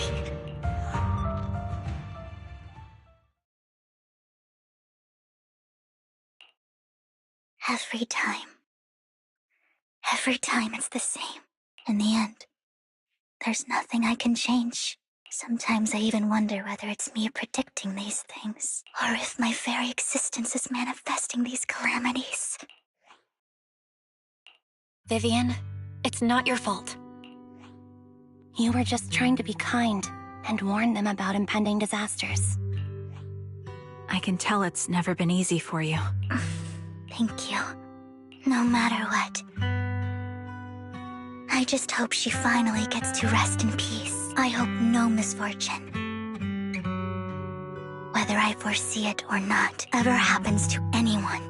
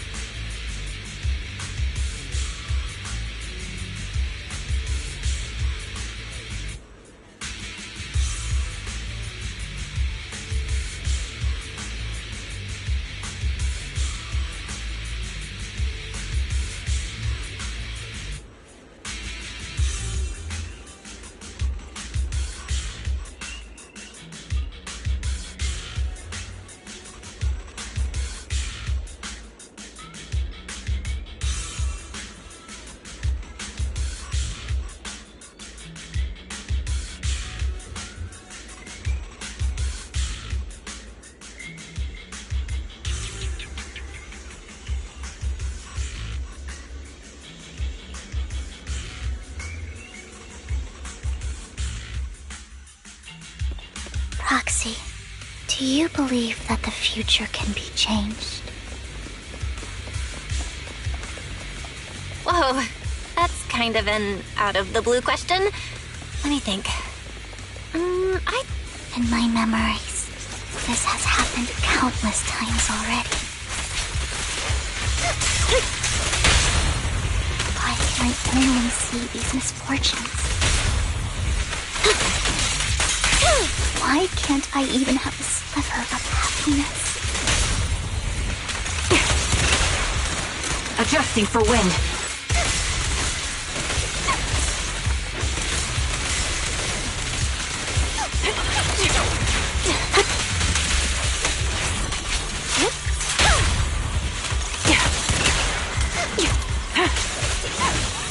Proxy, the fissure that we're looking for is up ahead.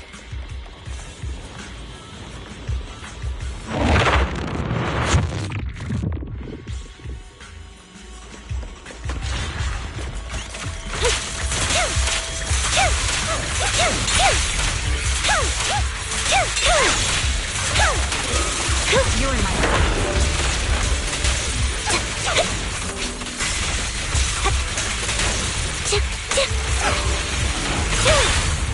quick shot. Recalibrating. Sniper's Creed. One shot, one kill. Time to pin them down. Wide open. I'll pierce right through. Resolve.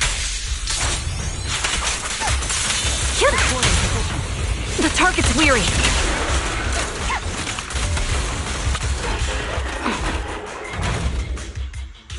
I think it's about time. We should take that lady out of the hollow. You guys go on. Thank you. She gave us the intel we needed, so this is the least we could do. I hope everything else goes well for you. Master Proxy, is there anything you'd like to know? You can just ask. I'm curious about your story, Vivian. But we can talk more once you feel ready. Don't worry, I can wait. You're the first person to ever say that to me. I'd be happy to share my story with you. These premonitions I see are not within my control, and they always come to me in a flash, like a flood of images in my mind. Most of the time, I see death, disease, accidents, and disasters.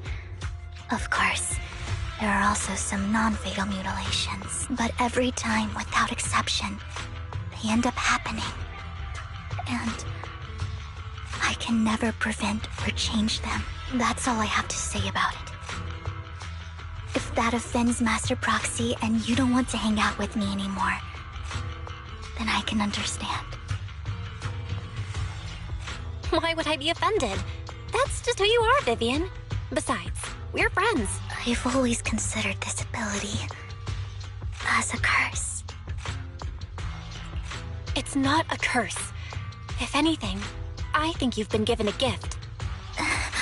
Thank you. Really? Well, it's getting late. Bringer's belongings ought to be around here somewhere. Let's take a closer look.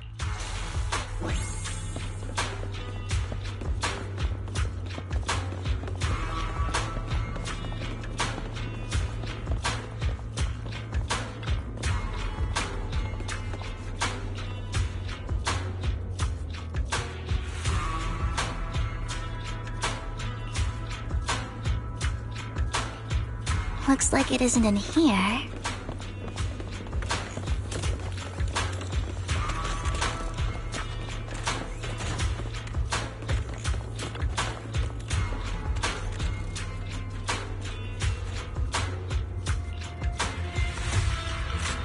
Strange, there's nothing in here.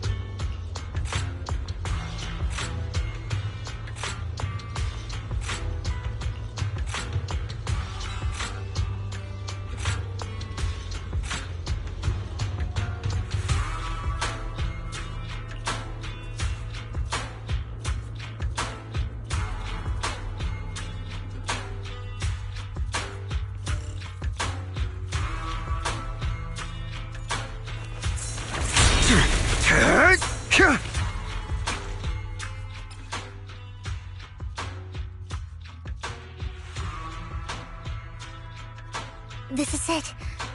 This notebook is what Bringer left behind. But I don't know what these markings on it mean.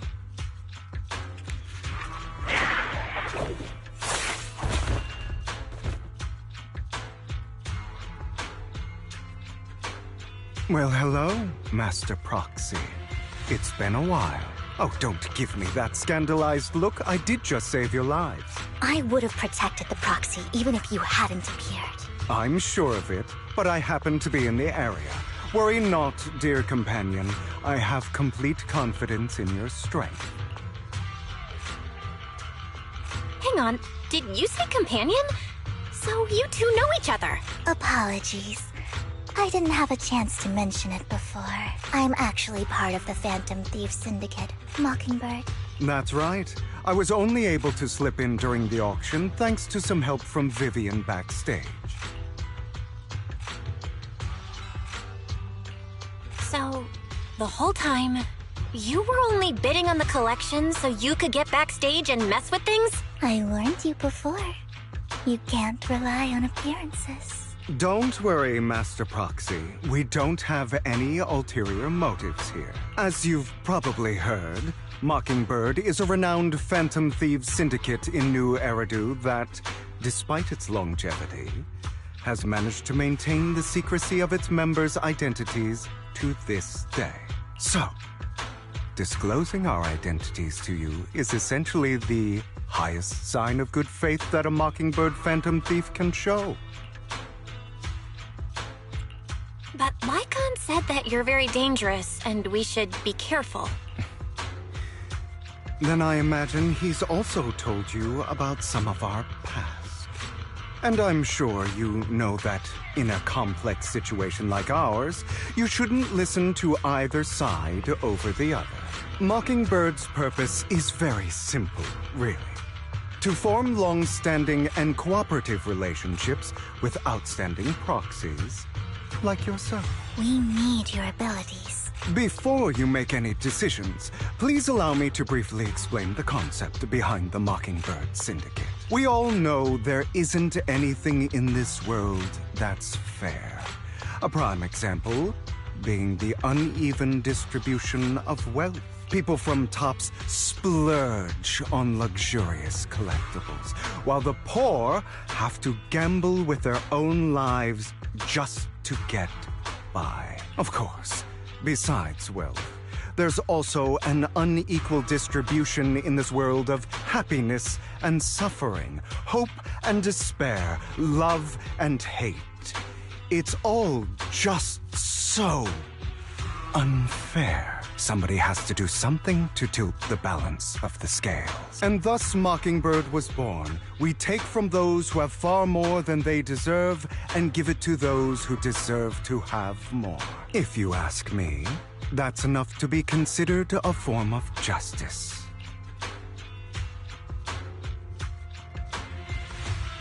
You do have a point. I can agree with that. Thank you. I knew if anyone, you'd understand. However, aside from these philosophical considerations, we also have a crisis on our hands to deal with. As you know, the Exaltists are plotting to use the power of sacrifice to launch an attack on all of New Eridu. We can provide you with all the latest intel, just like that notebook you found.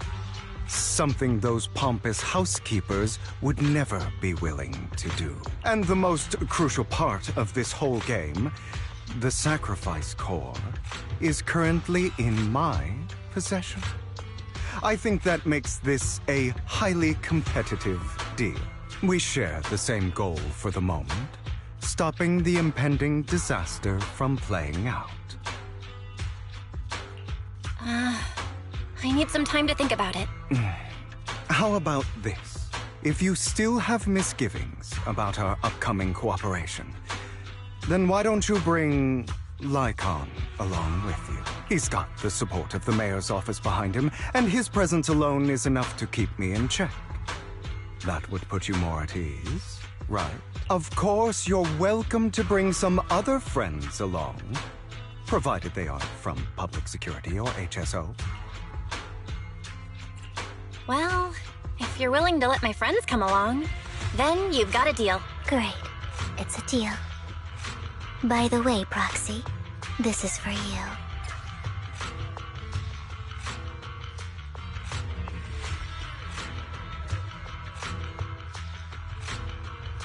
Consider it a souvenir commemorating our first time working together. For now, we'll carefully look through the contents of that notebook.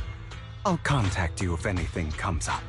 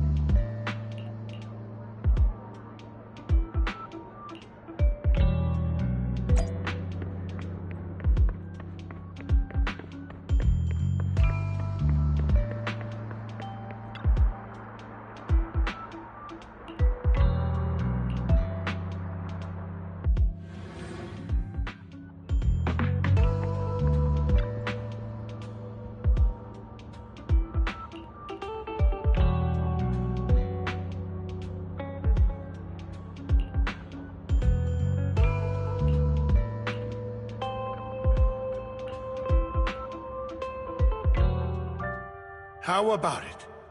Will you work with me? Not bad. Let me be honest with you. I have the sacrifice core that you're after. I am Mockingbird.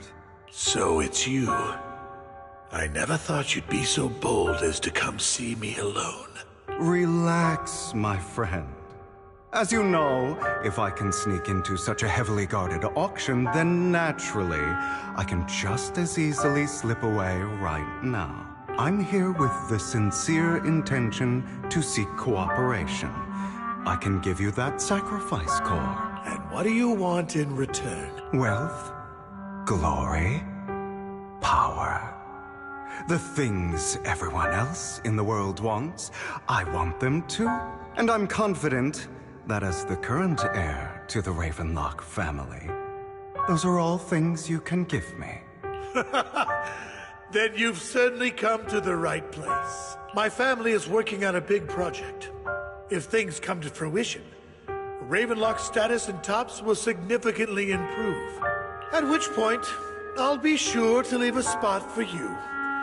Naturally, as an outsider, you're precluded from handling any of our core business. But profits from the scraps alone will be enough to set you up for life. Mr. Hartman, I think you've misunderstood me. I have no intention of joining the Ravenlock family.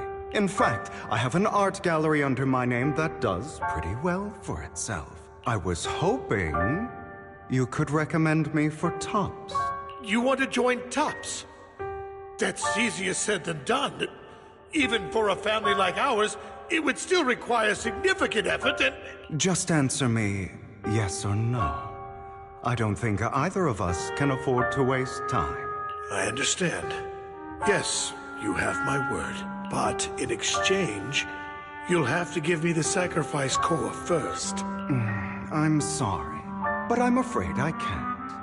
I've already hidden it somewhere safe, a place nobody else but me knows. You don't want to put all your chips on the table when dealing with Tops. I know that far too well. Then that means I also need to keep an eye out when working with the infamous Mockingbird, right? Mr. Hartman, I should remind you that I stand before you undisguised. Coming from a phantom thief who's never publicly revealed his identity, shouldn't that be sufficient assurance? If I betray you, then you merely need to lift a finger to wipe me from the face of this world. You do make a valid point there. In that case, you have a deal. I appreciate your trust.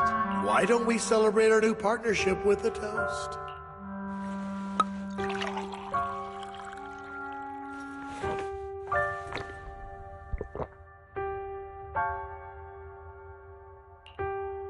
Having a drink before undertaking anything important is a family tradition.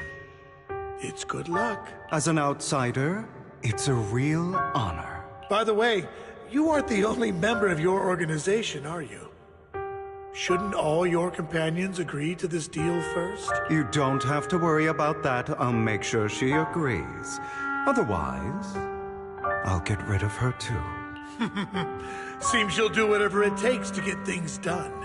Great things lie ahead for someone like you. All right, let's leave it at that for today. I'll contact you about what to do next. That's him! He's the one who killed Serena! She was the only one who was ever any good to him, right? That's how he repays her? That's why they say once a mongrel, always a mongrel. Just look into his eyes. Father! We have to punish him! Serena had been ranking ahead of him. Hugo must have poisoned her water so he could pass her. Pure evil. Typical for an impure bloodline. He should have been kicked out ages ago. Hugo, did you do all this? Yes, it was me. I killed her. He admitted it! Father, he must be expelled. He has no right to live under the same roof as us. Why don't we reunite him with Serena then? Nobody would ever know. Hugo, well done. My children, how many times have I told you before? In this world, only the most ruthless, cruel, and unscrupulous of people ever make it to the top. Like Hugo here, who was willing to murder his only true loved one without a second thought. Only someone with the means and the gumption to do that is qualified to be my heir. But I... It's all over now, and the results are obvious. The winner of this month's assessment is Hugo. As for the rest of you, go to the usual place for the punishment you deserve. Father! For this, I was #1. As I've told you before, there's only room for one winner in this family. You're still a loser, even if it's by the smallest margin. And there's no reason for a loser to exist. This is all for your own good. Do you understand? Go on now. Receive your punishment for the sake of the family. Yes, I understand. I'm sorry. That really brought up some unpleasant memories. It won't be long. Soon, it'll all be over.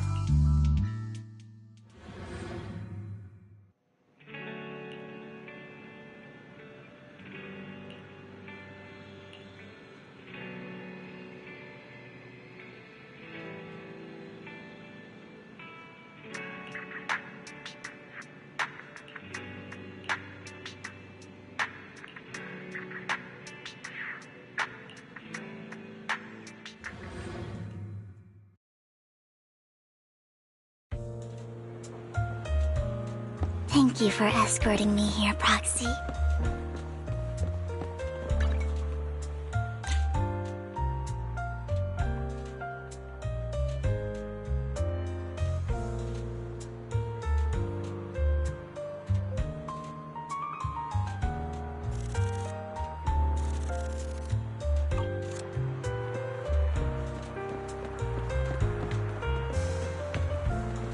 You're a child that only brings misfortune. People have been saying that about me for a long time.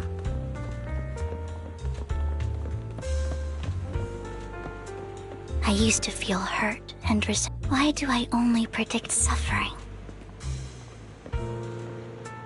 If I could predict happy things, joyful things, would people like me a little more? Maybe fate truly is set in stone. Often, I want to help these people avoid their miserable fates.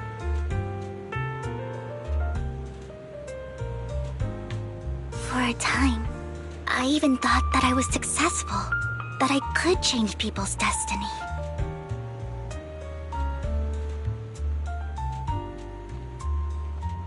But it was all an illusion. In the end, I couldn't do anything at all.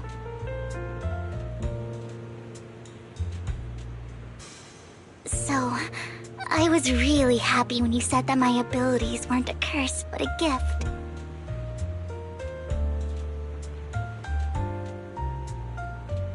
Thank you, Proxy.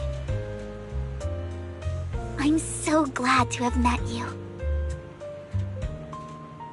And you're also a fan of Lord Phaethon. It's like we were fated to meet.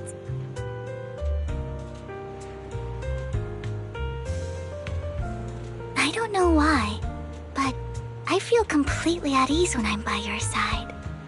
I feel like I'm free from judgment, from blame.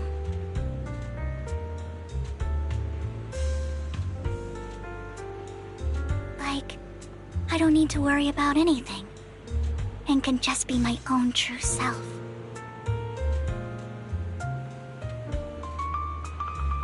Perhaps people really do possess an aura, and ours just so happen to be extremely compatible.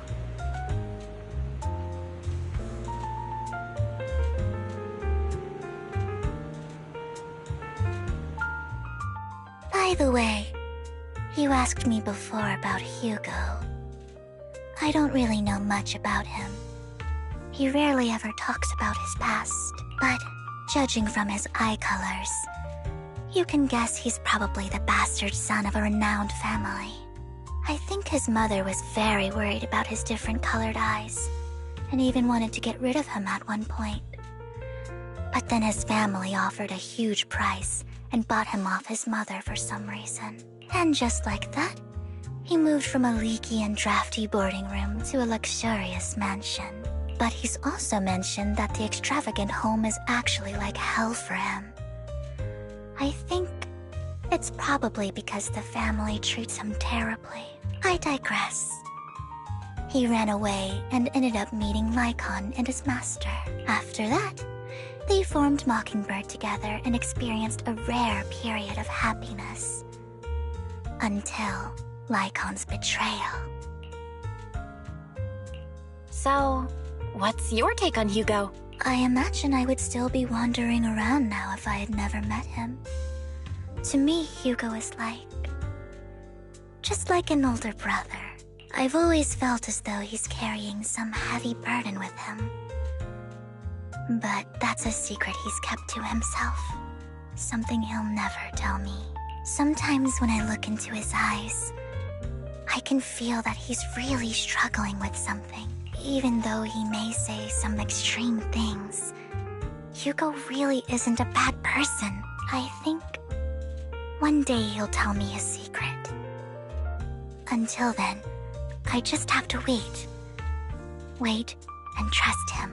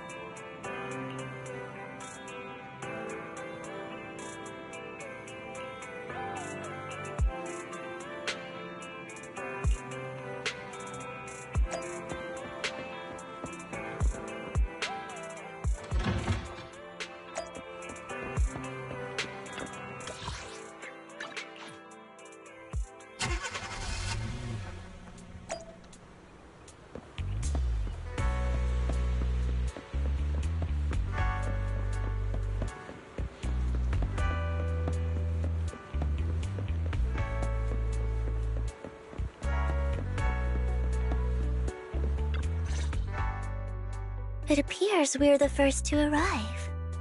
I thought we were running late. This might sound weird, but it's nice to think about getting to work with you from now on. I don't really know why that makes me feel so happy. Oh, it's because we're fellow fans! Anyone who likes Lord Phaethon can't be a bad guy. For sure. Of course, Lord Phaethon is the greatest there will ever be, but you're definitely the best proxy I've ever met in person. Hugo told me before that you're really skilled, and he said we'd get along great. I never expected he'd be so right. Oh, by the way, would you like to come by my place if you have time later? I have a huge collection of Lord Phaethon merch. Phaethon, Lord Phaethon doesn't have any merch out there, right? I mean, we don't even know what he looks like, for starters. It's all my own original merch, like screenshots of old internet comments. I print them out and turn them into postcards. Plus the avatars Lord Phaethon's used, the music playlists they recommend. I've organized it all. I'd love to show it all to you if we get the chance. I'm super curious to see all that. Please be sure to show me sometime. Splendid! Let's book a time and you can come by my place and see all my Lord Phaethon merch! Speaking of which, what's taking those two so long? Hugo said he had some preparations to do before entering the Hollow. I wonder how that's coming along.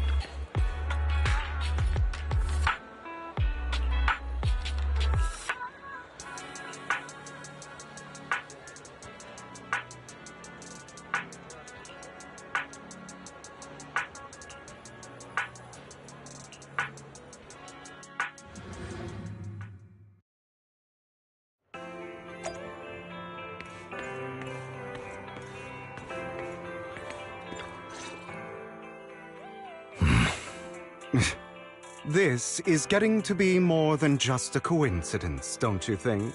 Or perhaps you are actually stalking me. If I was stalking you, you wouldn't ever know. Overconfident as always. You haven't changed at all. We just make it a habit to check the state of our weapons prior to combat. Thanks for that little reminder. I almost forgot. I didn't expect you to let me join. What else could I do? Master Proxy would have insisted on having you join us. I never expected for us to have a chance to enjoy some pleasant conversation like this.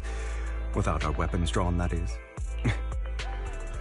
It really has been too long. I still remember when we first established Mockingbird. Indeed. That was a long time ago. Thankfully, Jack went in peace. He must have known about his condition for some time. He even left us with instructions. Passing peacefully in your sleep is the most natural way to go. I'm happy for him. By the way, Lycon, have you given it any thought yet? You mean about our guild for Phantom Thieves? Yeah. It's time for us to build an organization of our own. Jack always supported the idea, didn't he? I don't have any objections. But what should we call it then? How about Mockingbird? It's a bird known for mimicking the calls of others to blend in. The same way we don high society roles for ourselves when we're out on a mission. Oh, oops. I nearly forgot. You're a terrible actor, and you're always flubbing your lines. I guess we can rule out that name, then. No, call it Mockingbird. We're always just putting on an act, aren't we? I won't slip up on our next mission. Besides, we still ran missions together even when we didn't have a name. Having one now won't really make a difference. No. It does make a difference, Lycon. And I don't just want a name. I want Mockingbird to become a symbol. Like the sword of Damocles hanging over everyone's heads. Striking fear into the hearts of the rich and cruel whenever they hear the name. Just like Jack used to say, this world isn't fair. So that's why we have to influence it however we can. And change things in our own way. But on the basis of not causing harm to other people's lives. That's also what Jack used to say. You remember, don't you? Of course I remember. All right. I promise. That sounded pretty forced. Don't forget, things don't end well for people who break their oaths. I'm good for my word. You must trust your fellow companions. That's also something Jack would say. Well then, today's the day that Mockingbird will officially start flying. Our first order of business, deciding on our symbol.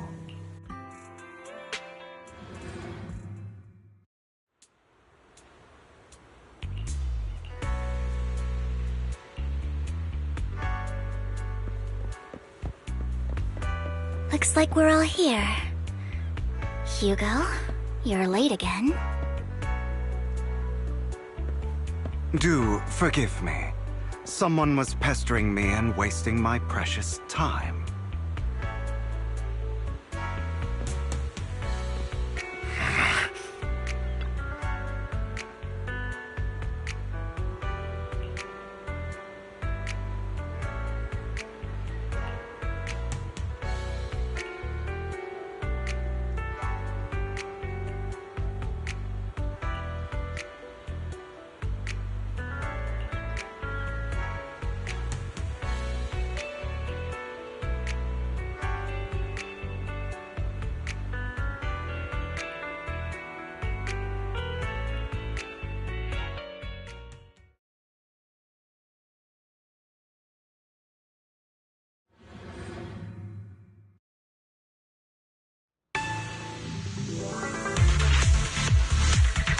Didn't expect the coordinates in Bringer's notes to lead here.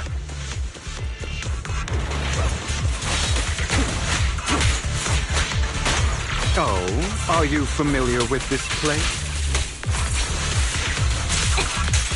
More familiar than you, it seems. Proxy, if they're being too noisy, can I take action?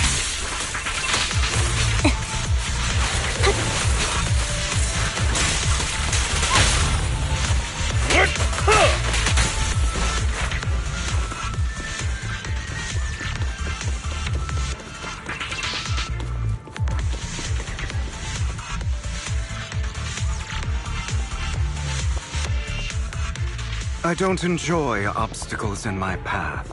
The generator room should be nearby. Over here. Wow, you really know this place like the back of your paw. Master Proxy, I hate to be the bearer of bad news, but there's something wrong with the circuit.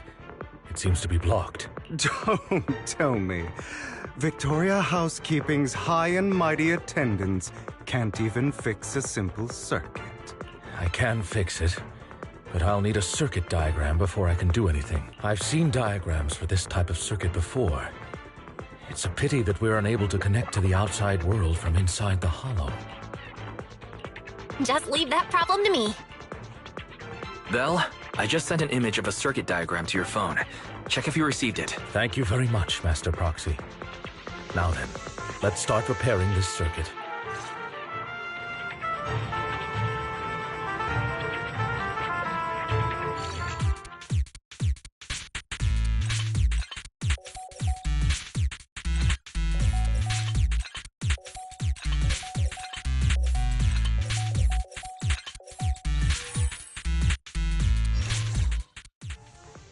The circuit is fixed.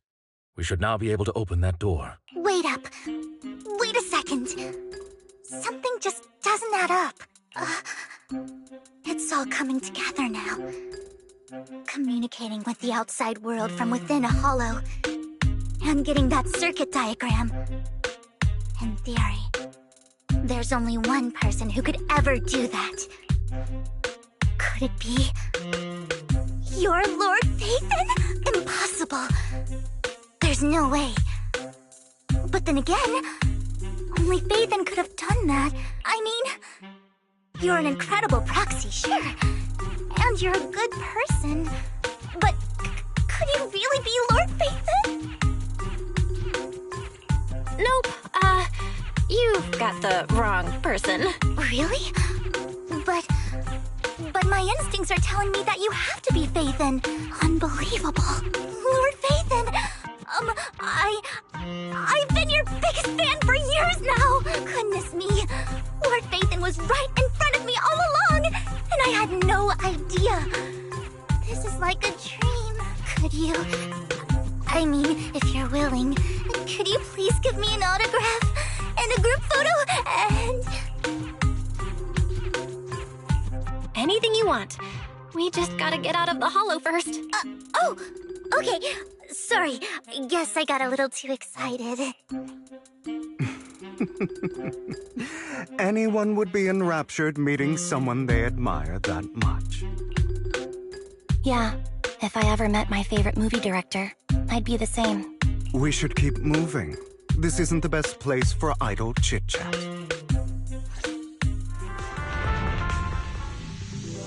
The door's finally open.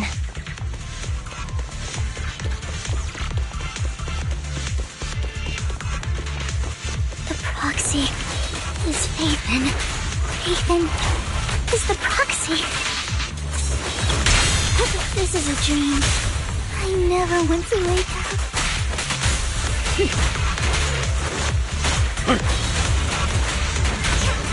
Stay safe. The fissure over there should lead to our destination.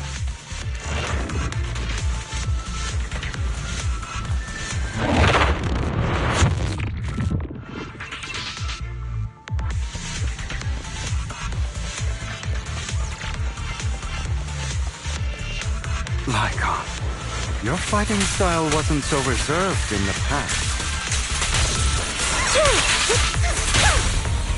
I've matured. You call this mature? You're just being pretentious. Wait a minute.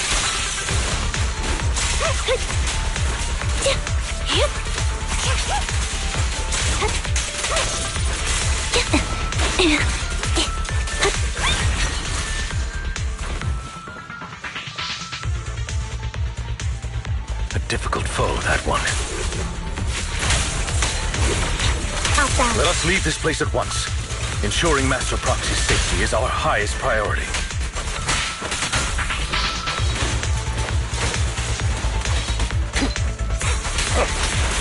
I won't let anything happen to you, Lord Phaethon.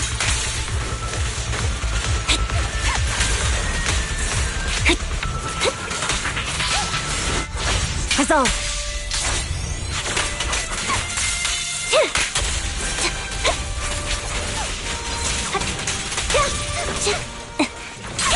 Wait a minute.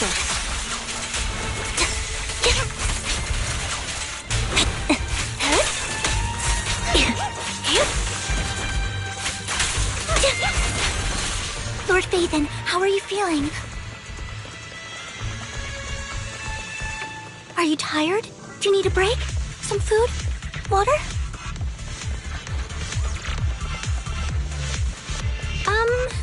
Thank you for your concern. I'm fine.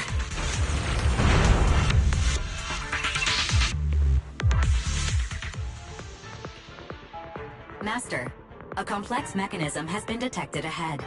To pass through, you need to activate all 3 smaller mechanisms. Suggestion: split up and handle them simultaneously to save time.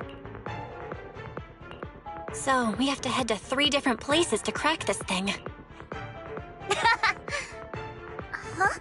We're splitting into 3 groups? In that case, I'll protect you, Master Proxy! I can take care of one myself.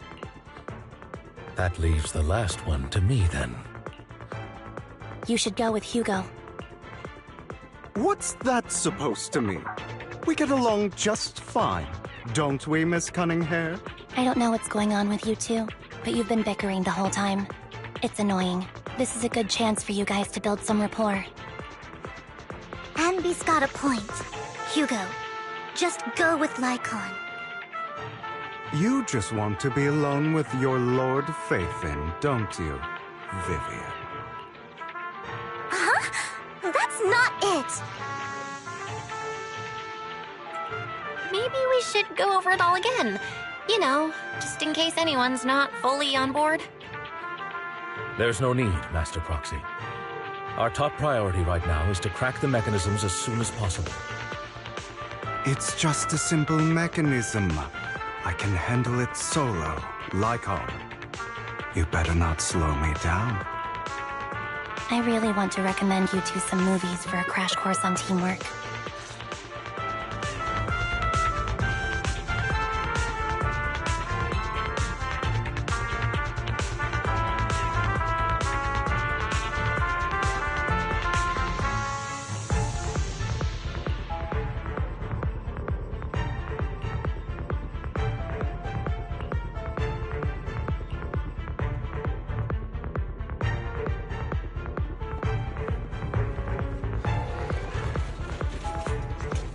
Lord Phaethon, there are too many ethereals here. We have to find a way to close that door and stop the ethereals from flooding.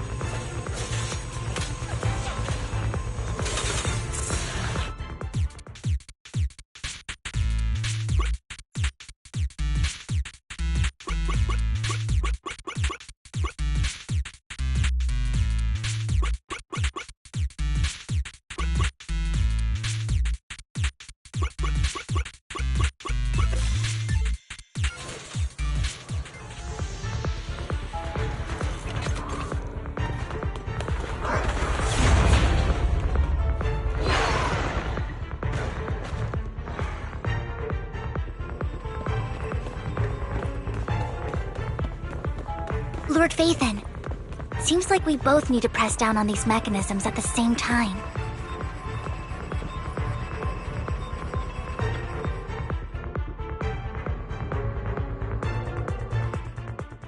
Sure enough, Lord Phaethon and I share a deeper connection.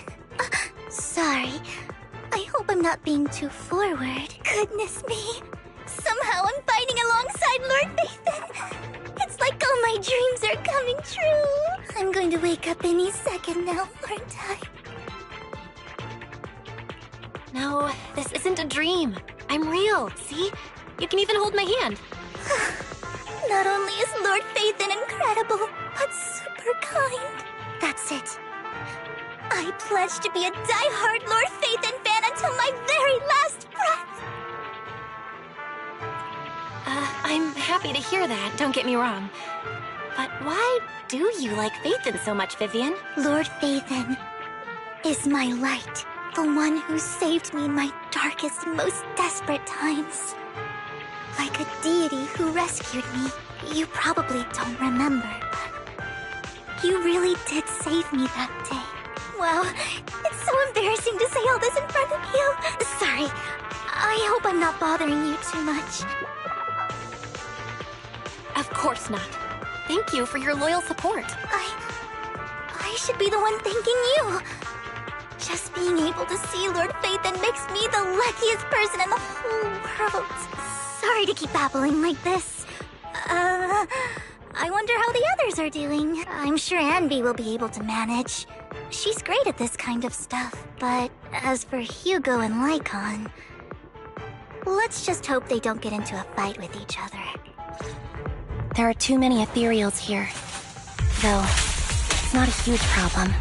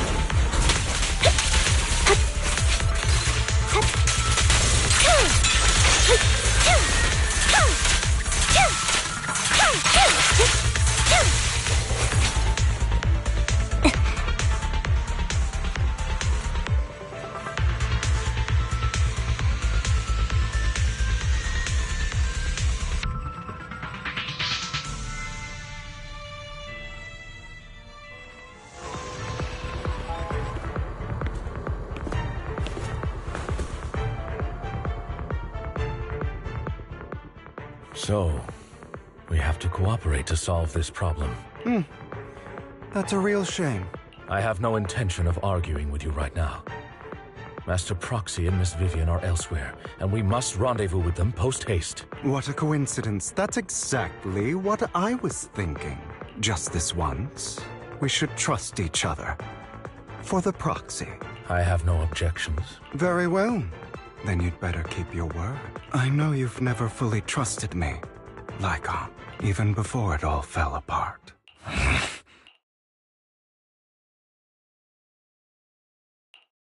You wanted to speak to me alone?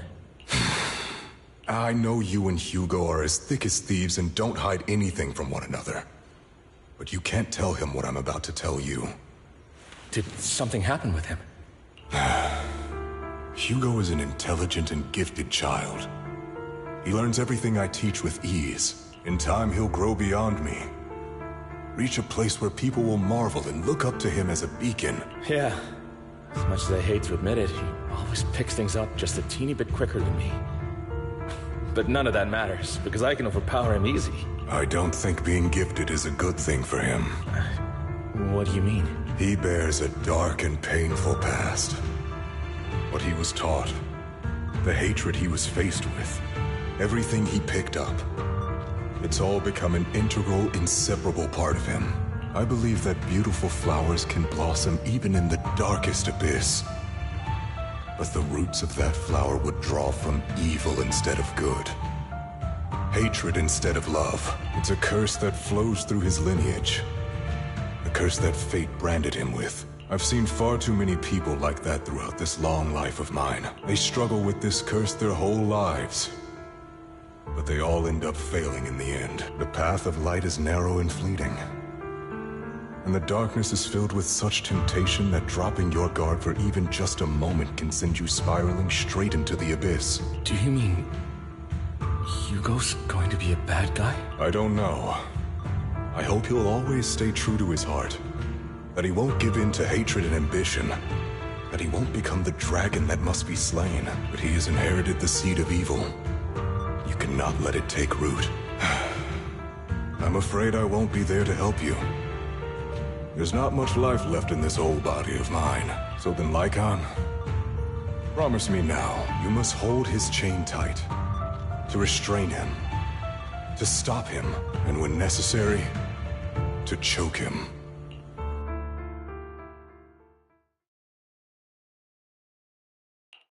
You've become slow. Or maybe you've been on guard against me this whole time. And that's what's slowing you down. Looks like I was right. Lycon. I hope you're aware that the one who betrayed Mockingbird and went to work for the Mayflowers was you. Not me. I would never betray my companion. I don't wish to repeat myself, but you should not break our oath. That's the path I've chosen, and I'm going to stick to it. But you know that path will lead you the wrong way. Who are you to lecture me about right and wrong? I believe any path that makes you feel pain must be the wrong one. Your disgusting sympathies make me sick, Lycon. There's only ever been one person who can kill me or save me, and that is me.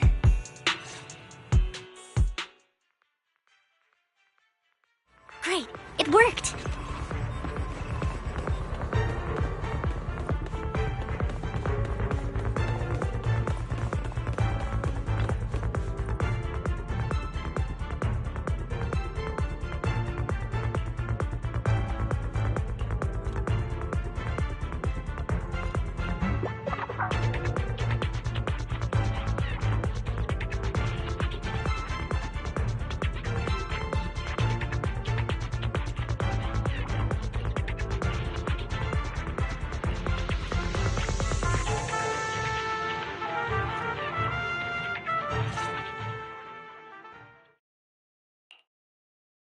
That was loud. What's happening up ahead? Hold on, everyone. I'll go check it out. It's probably multiple ethereals attacking. Just in case, I'll go with you. Vivian, you should go with them too. Keep an eye on Lycon, will you? I'm worried he might sell us out to the mayor when he gets the chance. I'd never do that. But if Miss Vivian wishes to join us, she's more than welcome. Okay. Then I'll go with you. Why do you look so nervous? I've spent so much time by your side already. I need to get away from Lord Phaethon for a little bit, or I might die from this overwhelming happiness. If that's the case, Miss Vivian, feel free to come along with me. Okay. All right. So, how does it feel to be worshipped, Lord Phaethon? You had that figured out a while ago, didn't you? Sharp as always. But of course, I couldn't spoil it for her. She has to figure it out on her own. That's what makes it special. Not only that, you asked Lycon and Vivian to leave for a reason. Is there something you'd like to say to me? I can't keep anything from you, can I? I've always treated Vivian like my own little sister. Maybe it's just a coincidence, but she looks a lot like Serena. I think I mentioned it before.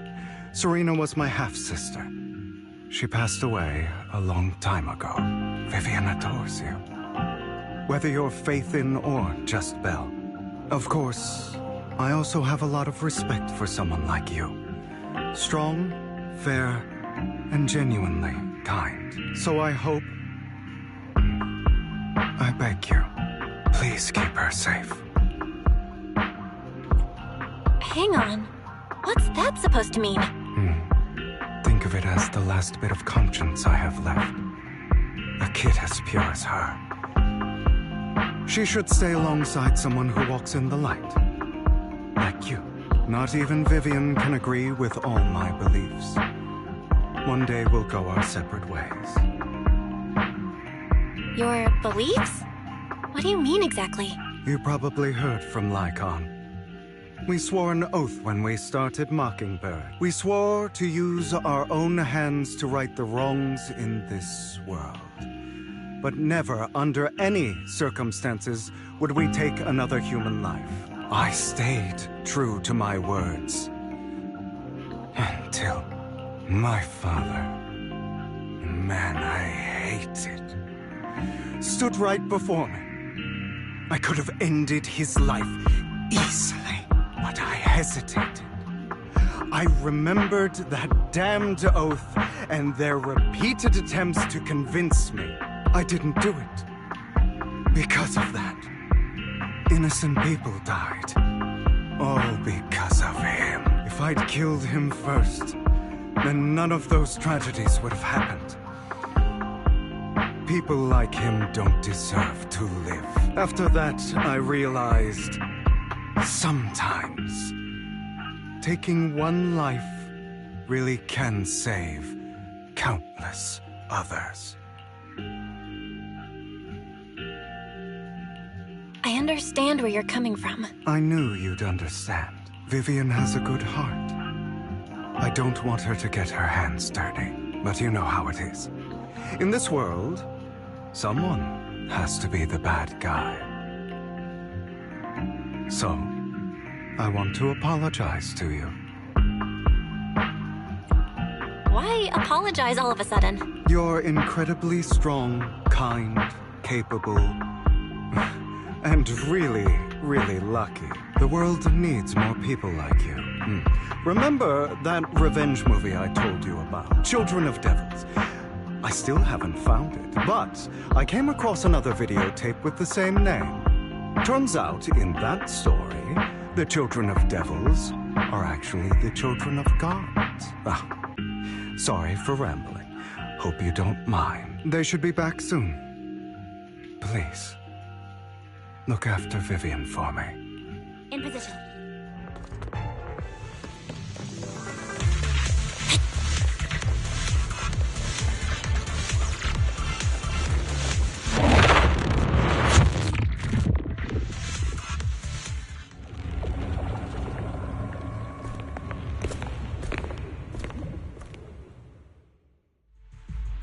What is this? It looks like a cocoon. Careful, everyone. If I'm not mistaken, that's a sacrifice in there. It appears to be in hibernation. We don't know when it'll wake up. If it does wake up, we'll be in serious trouble. Wait. Those spots Bringer marked in his notebook. Are you saying each one might have a sacrifice like this? That means there must be at least a dozen of them. And that's only counting the ones we know so far. These sacrifices may still be hibernating, but the fact that there are so many of them out there is terrifying. The Exaltists must have a way to revive them, and that's not all. These sacrifices can exist outside the Hollows if they make their way into populated areas. I'm afraid it will lead to a catastrophic disaster likened to the fall of the old capital. That's almost certainly what they meant by vengeance against all New Eridu. Let's find a way to get rid of these sacrifices. We can't let the Exaltists have them. Thank you for helping me find this sacrifice. But sorry, kids. You won't be the ones to keep it. It's that annoying old man. Why is he here? I'd advise you to choose your words wisely, young lady. You're from the Ravenlock family. So it was you. That face. Oh, I know you. I heard about what happened to your friend. Truly unfortunate. If only she'd been smarter. It seems your goal was this sacrifice all along. You've been tailing us, haven't you? Keeping your distance so that I wouldn't notice. As expected of a Wolf Thyran, you are very perceptive. That's right. All thanks to your ex-partner, we were able to carry out our plan smoothly. My ex-partner? I'm not exactly happy being called that, but what he said is true.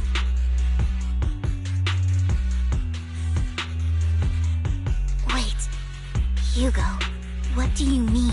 I made a deal with Mr. Hartman in advance. So, would you kindly step aside and let us have this sacrifice? Of course, you can choose to refuse, but if you do, then I'll have to take coercive measures. What did you offer him? Everything we know about the sacrifices plus the core itself. But why? It's simple. I want to climb higher. Mr. Hartman offered me a chance to join Tops. Who could say no to that? No.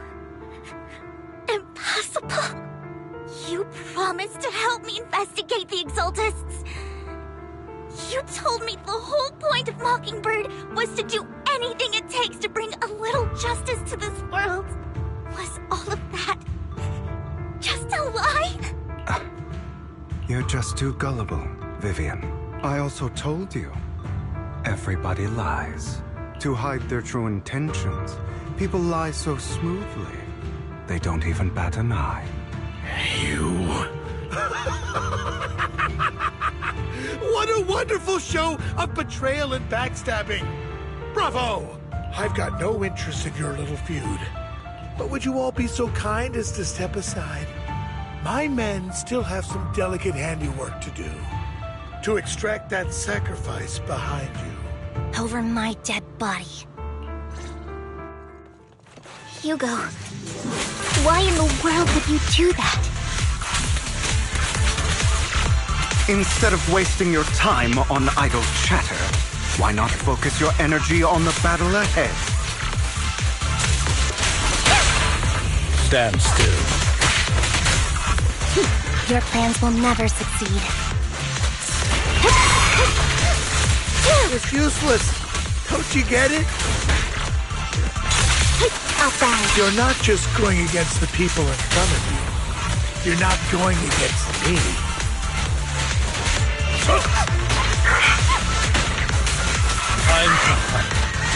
Rather, the entire Ravenlock family, even the whole of Tops.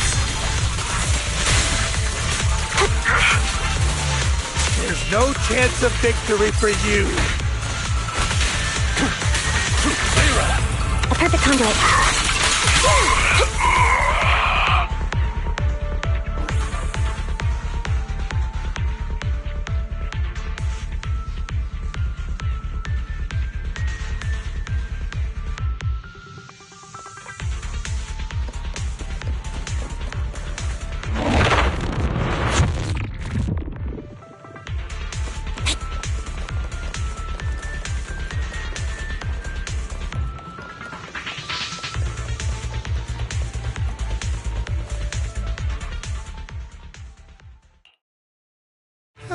You guys are such a pain. Hugo, stop standing around. Time for you to act. We had a deal. Give me the sacrifice core now. Did we? I don't remember. I imagine this is your favorite kind of entertainment. Watching allies betray each other, suspicion festering until it all turns to bitter hatred. Seeing people tear each other apart like wild beasts, just like your decaying family. Does it comfort that dead conscience of yours? You... What's that supposed to mean? I am loving the look on your face right now. Right when you think you've succeeded, I'm here to tell you it was all fake. None of it was real. Let this pain sink in. It's karma for what you did to me back then. You're insane. I have no idea what you're talking about. You still don't recognize me, do you? Let me give you a little hint. My full name is Hugo Vlad Ravenlock. That's impossible. You're part of our family? I may be an illegitimate child, but I have the same blood flowing in my veins as you. I know you. You're that bastard of his. Damn it. I could have sworn you were already. My dear uncle, you were never worthy of your position. You have no claim to the Ravenlock lineage. You may have killed all of my father's other children, but sorry to disappoint. I'm still alive. I am the true heir to the Ravenlock family. You're a bastard. You have no right to inherit the family. That's not for you to decide. Master Edmund is very supportive of my claim. Edmund? That's impossible. You weaseled your way into Top's inner circle? Master Edmund doesn't care who achieves his goal. In other words, he'd happily let me take over the Ravenlock family, as long as I'm more competent than you. This can't be! You don't know the family's real secret! I know a lot more than you think, including everything that you've done. Just give up. You never even stood a chance. Damn it. This was all fake, right? You were just putting on an act to fool this old man, right? I actually fell for it. Don't do that again. At least give us a heads up next time. Vivian, everything I did was to rightfully inherit the Ravenlock family. That part is true. Now, I'm going to kill this man who stole what was never his. I'll make sure he can never be a threat again. You can't kill him. We still need information from him on the sacrifices and the Exaltists. You must be misunderstanding something, Lycon. Just like you chose the mayor, I chose Tops. At least for now, Tops has the same interests as me. I'm not going to harm my own self-interests. Be it intel on the sacrifices or the core itself. I'm handing everything over to Master Edmund. Why? I just want to take back what's mine.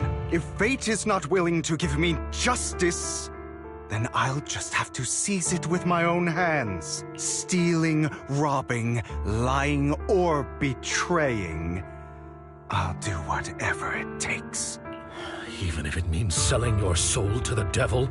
You know about the power struggle between Tops and City Hall.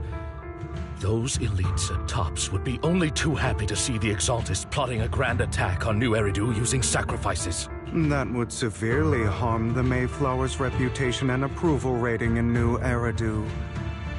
And that's exactly what Tops wants to see. If that happens, countless people will die! I'm sorry it has to be this way, but I have to do this. I'm going to get everything Master Edmund wants.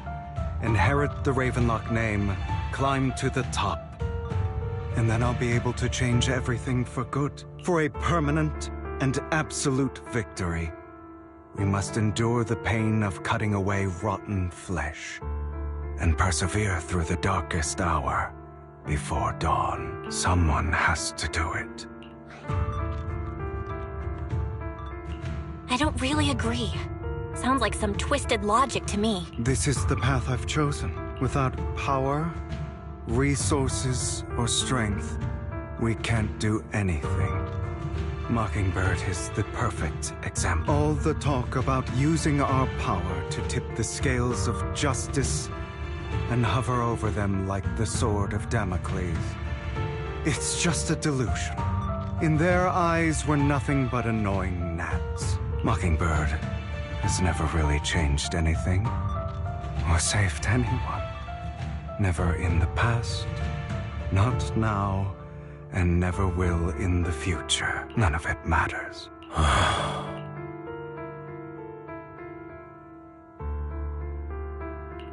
But even so, you shouldn't become the kind of person you hate. Sorry, Proxy. I know what you're trying to say, but this isn't some children's story of a dragon slayer becoming an evil dragon. Sometimes, to slay the dragon, you must first become one. With sharp claws, rending fangs, and strength enough to destroy anything. So I will bloody my hands. I will carry the weight of my sins. I will become the abyss.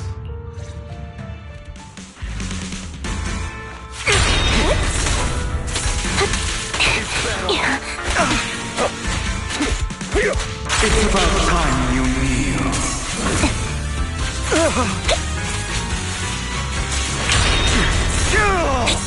Out of my way.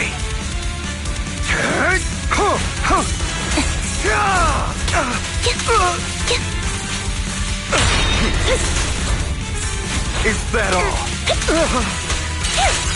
What you deserve. Right over. Everything you just said. Is that what you truly believe?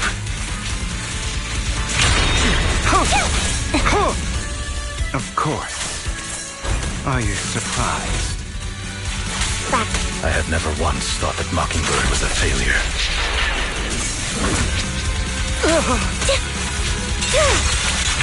Our actions, no matter how childish or flawed, must have made their mark on the world.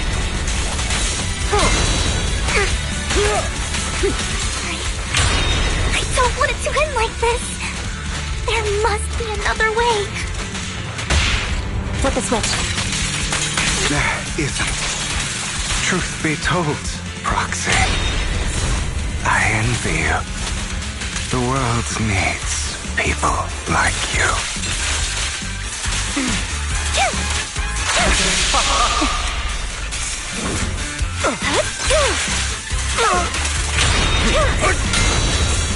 Is that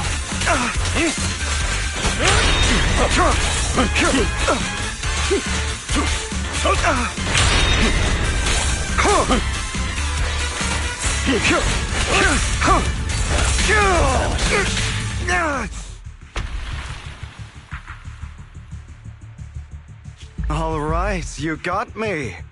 But too bad. I have my own methods. What are you doing? Well then, make your choice. The sacrifice core, or your precious Faithin. I know you took it. Don't forget, I'm the one who taught you that. Okay, the core is yours. Just leave Lord Faithin alone. What a shame. Did you really think I'd keep my promise? That's right. This is the real me. What's the matter? Thinking of killing me? Didn't you say all life is precious? Drop your foolish facade. I knew it. You... He has inherited the seed of evil. Do not let it take root. When the time comes, you must be the one.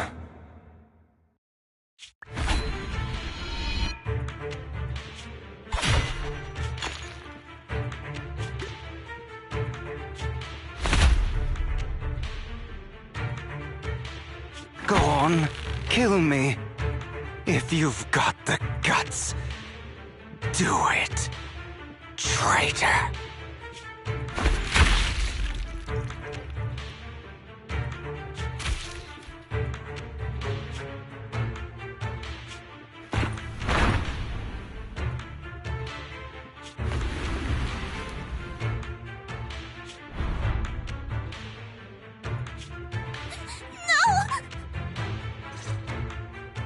Master Proxy, are you okay? Are you hurt? Don't worry, I'm fine. I just never thought things would turn out like this. Lord Faithin, I'm sorry. I had no idea Hugo would do that to you. I'm so sorry. Judging from how we've interacted before, Hugo didn't seem like the reckless type. I feel like there's more to this than meets the eye.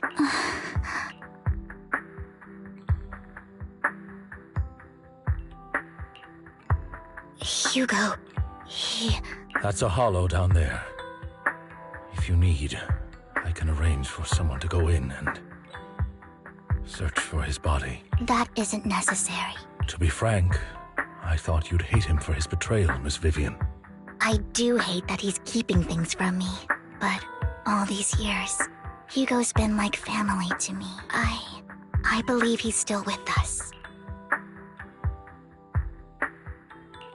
He was hurt so badly. I'm afraid, even before he fell into that hollow, he might have already... I'm terribly sorry, but I must tell you, it is impossible for Hugo to be alive. My hand went through his heart. Sorry to interrupt, everyone. But just so you know, Hartman's gone. Probably slipped away during all the chaos. I'm sorry, I was so focused on Master Proxy's safety. I wasn't paying attention to him. Same, but it doesn't matter.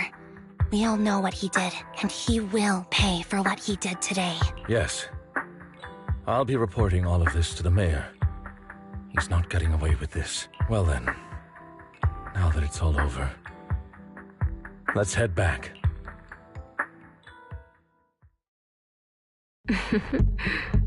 Another obstacle out of the way. She's going to be pleased about this. May the Creator guide us. Fear, suffering, despair, and destruction. That's the future I see. Lord Faithin.